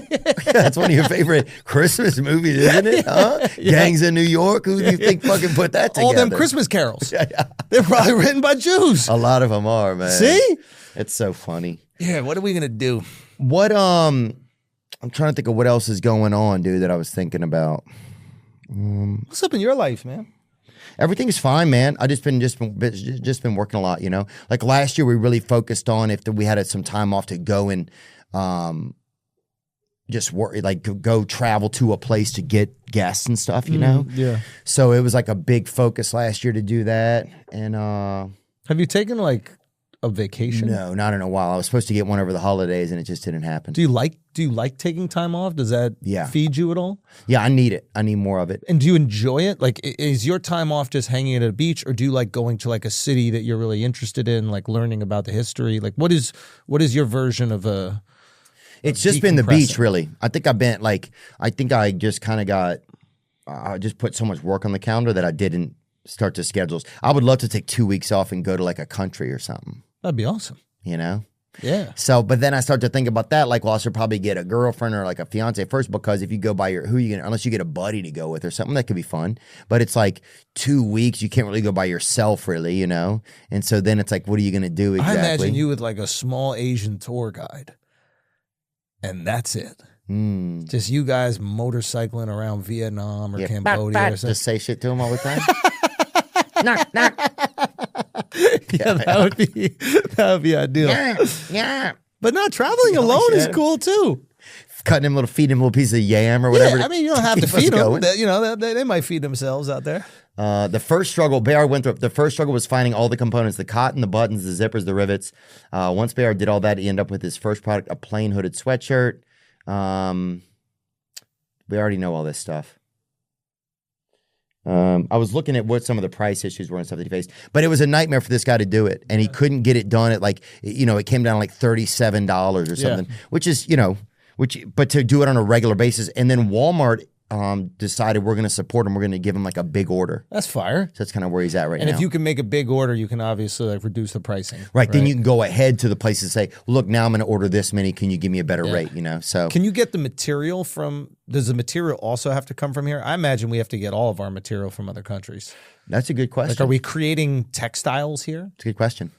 It's crazy because you don't know that, you know, it's like a lot of this stuff we don't even know. And then you look around and you're like, but if you find out that you can't even get a t-shirt here, then you're like, well, fuck, if we're not even making one t-shirt, then what are we making here? I mean, yeah, we're completely reliant. It's a little scary, I guess. That's the thing. It starts to get scary. Because t-shirts are the least necessary product that we are completely reliant on other countries for. Yeah. So if we're relying on t-shirts, what else are we relying on? Are we relying on technology in some ways? Like, what are the things that become like at-risk topics for us that we're relying on other countries? Because it's nice to know that you're not reliant, or that the entire world is reliant on each other. And if everybody's relying on each other, okay, then there's like a mutually assured destruction. Right. Maybe that's good. But right, just tell us the truth. If we know everything, I would just love it if like here's the exact facts. Yo, when do you think? All right, you know how like conspiracies are incredibly popular right now, and like now everybody kind of knows the conspiracies. So that immediate hit of dopamine you get when you like share like the real truth with somebody who doesn't know it, and when they look at you, they're like, "Oh my God, you're so smart," or whatever. Yeah.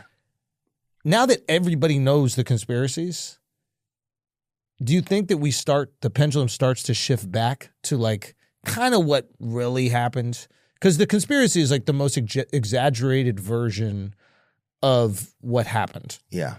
And what really happened is probably pretty boring Like the truth of most things is probably pretty fucking boring. Yeah, for sure. It's not what the media has told us. That's for certain. Those are lies, 100%.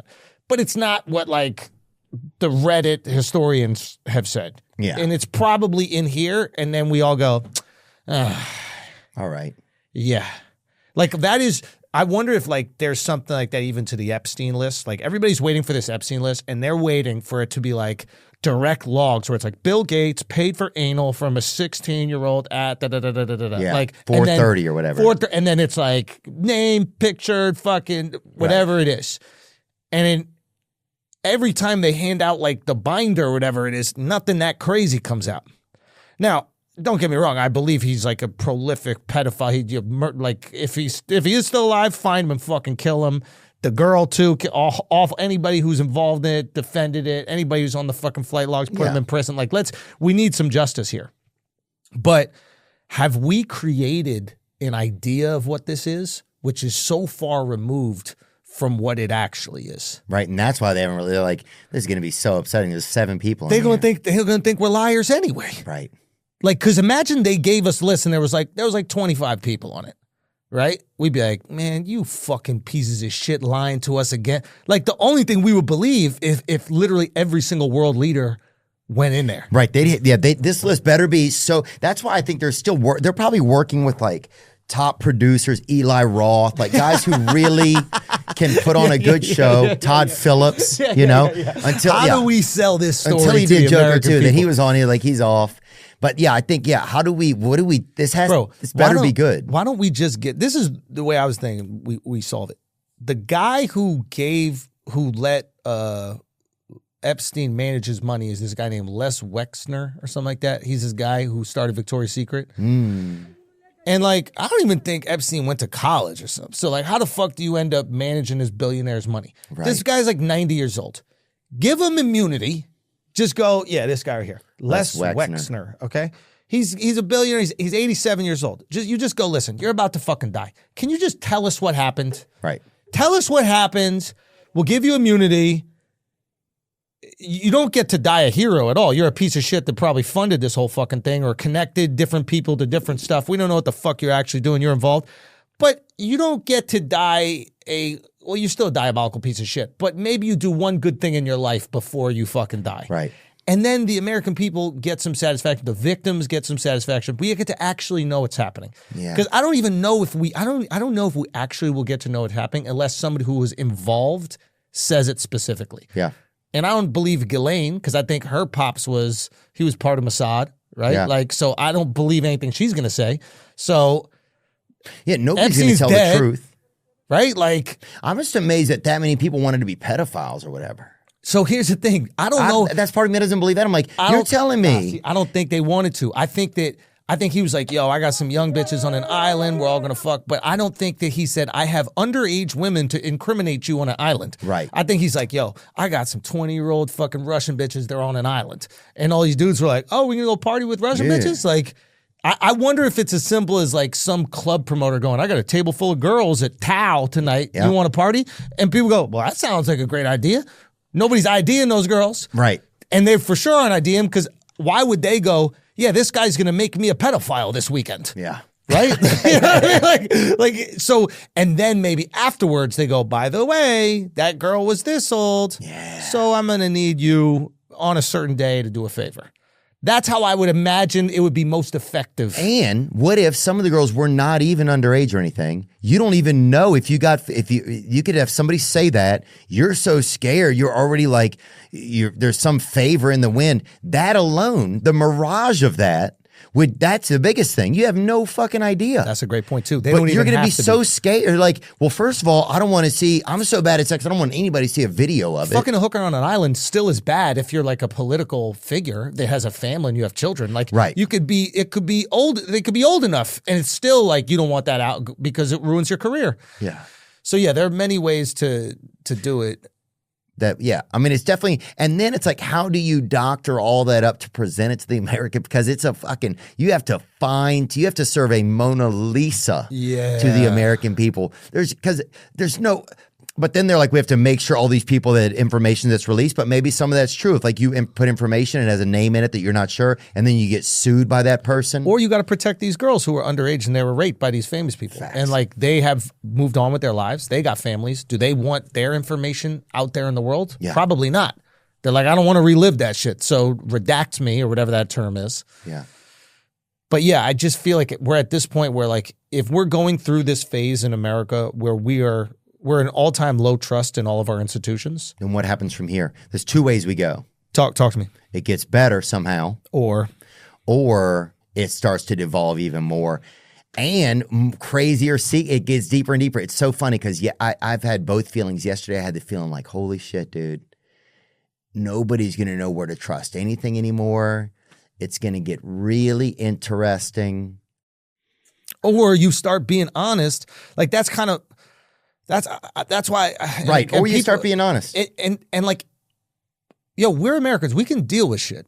Like we've dealt with horrible things before in our past. Even as humans, we can. That's it. So it's like, and I think there's a version where like accepting these things and moving on allows us to have even more pride.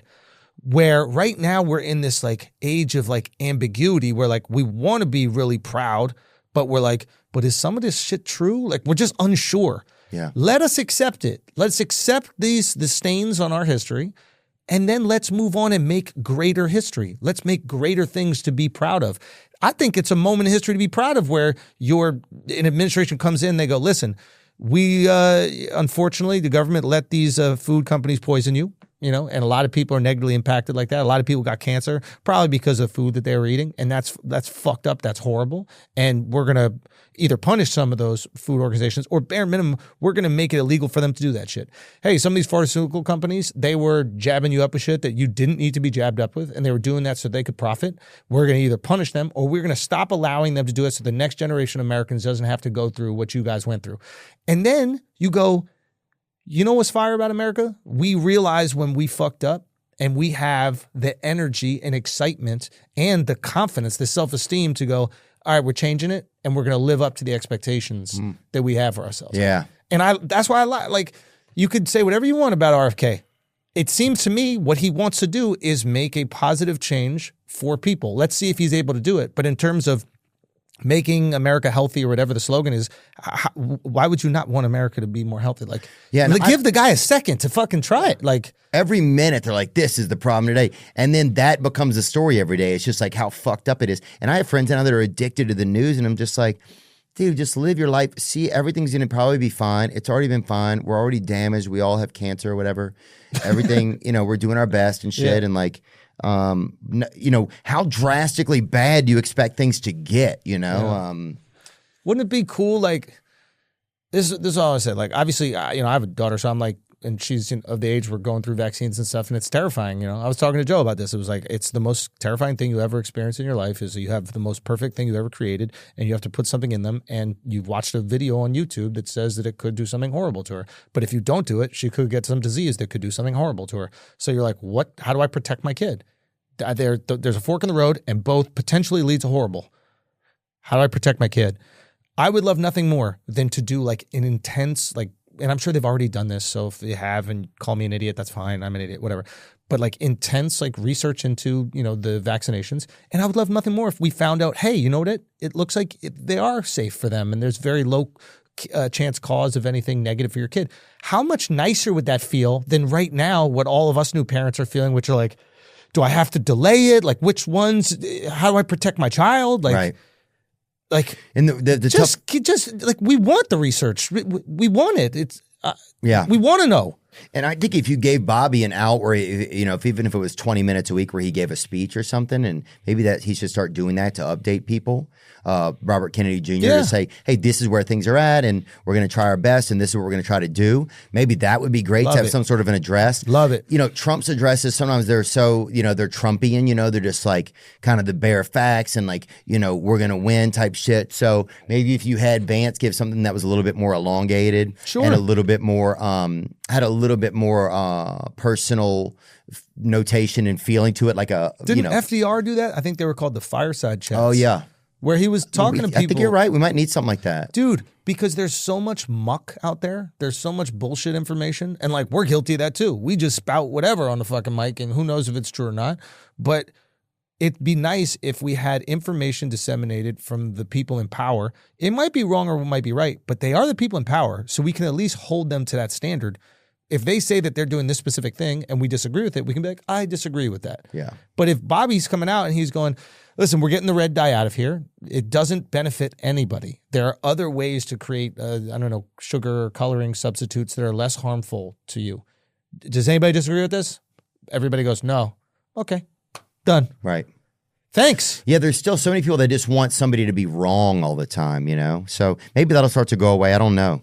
But yeah, I think if I wake up each day and I looked at everything as politics and stuff, and it just starts to wear on you. And then that algorithm learns you, and then you're a fucking puppet. You become a puppet. What else is going on? Let's think of something in entertainment. I'm trying to think of something. Was there a job that you had when you were young that you miss ever? That you were like, I'm fucking good at this shit. It wasn't that I was good at it, but I liked mowing lawns. Like I felt like accomplished afterwards. Like I'd look at it and I'd go, wow, I did that. That was kind of annoying. It was hard, but here's this thing that I did and it looks better now, and I felt proud of it. And I think there's a version of that in creating stuff in general. But I think very early, I like to work on something and then see the thing I created. Yeah. And so, yeah, there was something really nice to that, about that. Now I get to do a job where I like the actual work part and I like seeing the end product. I didn't enjoy the work part of it, but yeah, I think that, yeah, I'm trying to think. I mean, I just worked in like restaurants. Oh yeah, you definitely did. I can see you for sure. For sure. What restaurants was I working at? Oh, obviously Macaroni Grill, dude. No. Dude, you wore a cape at Macaroni Grill. I'm sure. There's no way you didn't. We didn't have a Macaroni Grill in the city, man. Hey, look. Sure. Man, we needed a Macaroni Grill. That's your origin story. I work at a pizza shop. I do look like I could pull off pizza shop, right? I look like I was arguing with Spike Lee. I'm trying to think of whatever. What about you?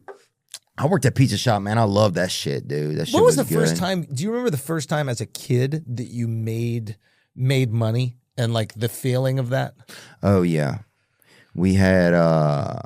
They'd pay you to clean up. We had like wishing wells in our town or whatever. And they'd pay you to clean them out, like the city. Like it's like take the coins out of it. Yeah, get in there. Like you had to take a ladder down and get all the shit out and stuff. And there's like people throw fucking like a lot of used like to-go orders and shit in that bitch. A lot of Popeyes in that bitch. Decent amount of money, not as much as you would think. Yeah. It's mostly sword. Garbage. We found a fucking sword had blood on it one time, or like a pretty Excalibur or whatever. Yeah. But yeah, cleaning out those one summer. That was probably the first job I ever had, really. But get you a little bit of money, hide my money too. Really? I used to put my money in a Crown Royal bag, hide it in the yard. How old were you? Dig a hole and hide it. Probably 11, maybe 12. Hide that. That's a nice bag. That bitch was nice. You keep that bag, isn't that weird? Yep, had some doubloons in it that I caught at some of the parades and like the Mardi Gras parades. There's just these little medallions, kind of like they're not worth any money, but they had pictures of like different historical figures from Louisiana on them because you catch them at Mardi Gras. Yeah, and I put them in a bag and hide them in the yard. And why do you think you were hiding your Didn't trust anybody in the house. I knew everybody Really? in that bitch. Yeah, Really? My 3 siblings and my mom. I was burying that shit. I ain't fucking. Do you still talk to your siblings? Oh yeah, we talk now. Things are good now, but at the time I didn't trust anybody in that bastard, dude, because I was sneaking in their room and stealing shit. So that was the thing. That's where it comes from. When you ain't shit, you assume other people ain't shit. It starts here though. Oh, bro, yeah. It starts here though. I don't trust me so much that I don't trust you. That's Facts, crazy, dude. What else, man? What's up with the culture? How's black stuff going over there? I know they have that new rapper, Gen Lee. Have you seen him? Oh, yeah. I thought it's Jin Lee. Is it Jin? Like gin for ginger. Well, first of all, he's a black dude that says he's a white dude that says the N-word, He put 2 N's in it, so he misspelled it, so he could be either one. That's all I'm saying. But yeah, he's it's interesting. He is, and he's like he's confident saying it. He seems really like he's from that culture. Yeah. So now are we witnessing that word become more of a cultural thing and not a specific race thing? That's what I wonder, because I'm just wondering, like, say you're so much a part of the culture, and it seems like he is. Like, he has black friends. He says the word around them. Mm-hmm. If you're so much a part of it, but then you can't say that thing, or you then is that feel like the culture isn't saying, well, you're here, but you're not. So I have no idea. But Yeah, it's interesting. It is interesting. It is interesting because it is like, so I guess when I was growing up in New York, it was a thing that white people, we would never say, and you could not say. But like Puerto Ricans that were kind of like white presenting would say it, and that was fine. Yeah. I think even like Mexicans were kind of saying it. Sometimes even Asians would say it, but it felt really like a word white people were not allowed to say, obviously because of the historical context, right? But that situation right there is quite interesting. Like if he did grow up in this culture, maybe it's his friend's way of saying, we don't see you as different, bro. Right. Like we actually see you as one of us, and we don't feel any negative sentiment when you say it. And this is our way of saying we accept you and you're not different. Maybe. Again, I don't know. I'd have to ask them. Whereas like if somebody else said it who is not from the culture at all, they'd be like, yo, you can't say that. And that's their way of saying you're not from the culture, bro. Right. Like you are not. You're a visitor here and you're not allowed to say that thing. Right. Yeah, that's kind of how I think I'm saying. I just think it's interesting. It's kind of interesting because you have people defend him online. You have people calling him out online. Yeah.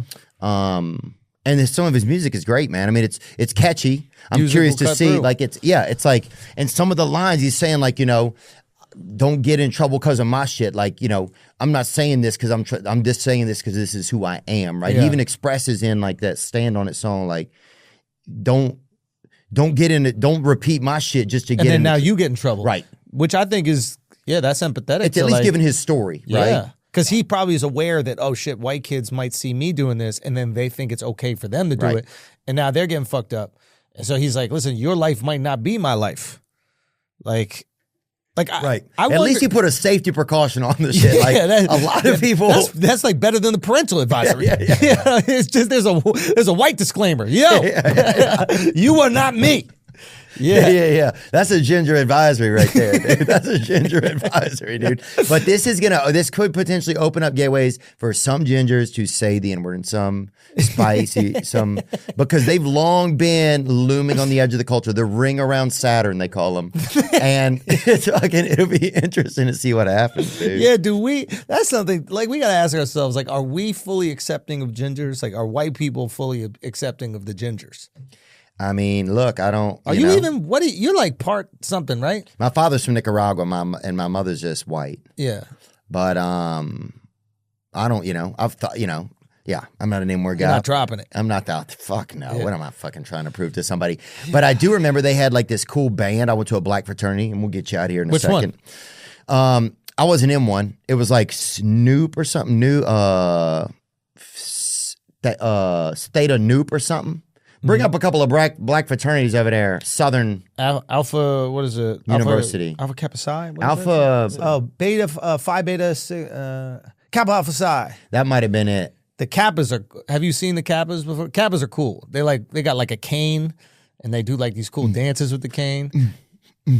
My boy was a Kappa in college, and That could have been it. they were like swagged out. And then the Omegas, those are like the athlete. That's like the athlete frat. That's like, really? Omega Shaq, Psi Phi. yeah. They're the ones Shaq has that. The Q that Dogs. thing, Q Dogs. Yeah. I think it was Q Dog shit, right? Yeah. They invited. They had like it was like.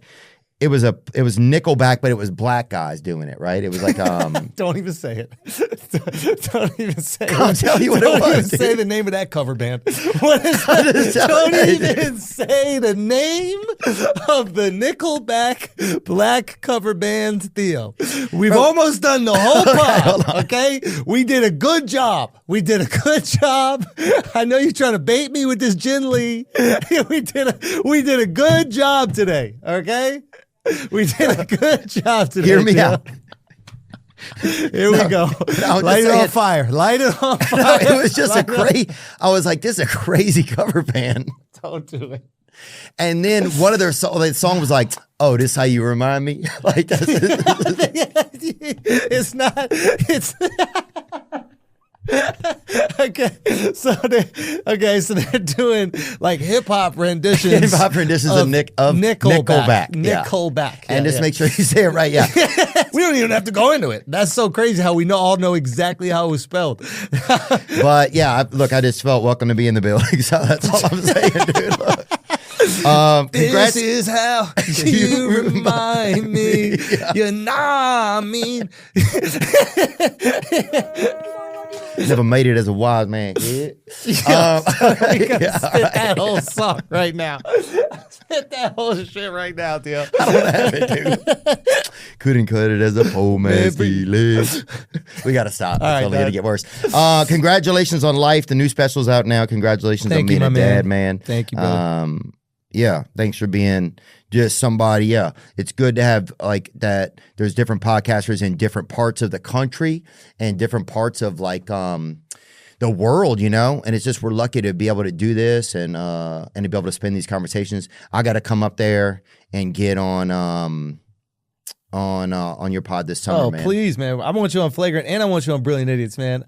I'll be up there in April, I think. You for a and week. Charlotte got to kick it, man. We got to get together. I know. Even if we just go grab a drink, I think you guys would hit it off, bro. I'm sure we would. You guys have great vibes. He's incredible, man. He's incredible. I've only heard good things, man. Yeah. It would be an honor. But thank you so much for your time, dude. You, I know bro. it's very valuable and it means a lot, and I just appreciate it. Congrats on everything, man. You too, Super man. Super stoked for you, bro. Super Congratulations, dude. This jacket, Zach Bryan gave me this jacket. It's very hot in here. I saw in the back. I was trying to fit in a little, so this is black as I get today, brother. The Zach Bryan tour jacket. It kind of shows you where I'm at, you know? Thanks, brother. All right, you bet, man. Peace.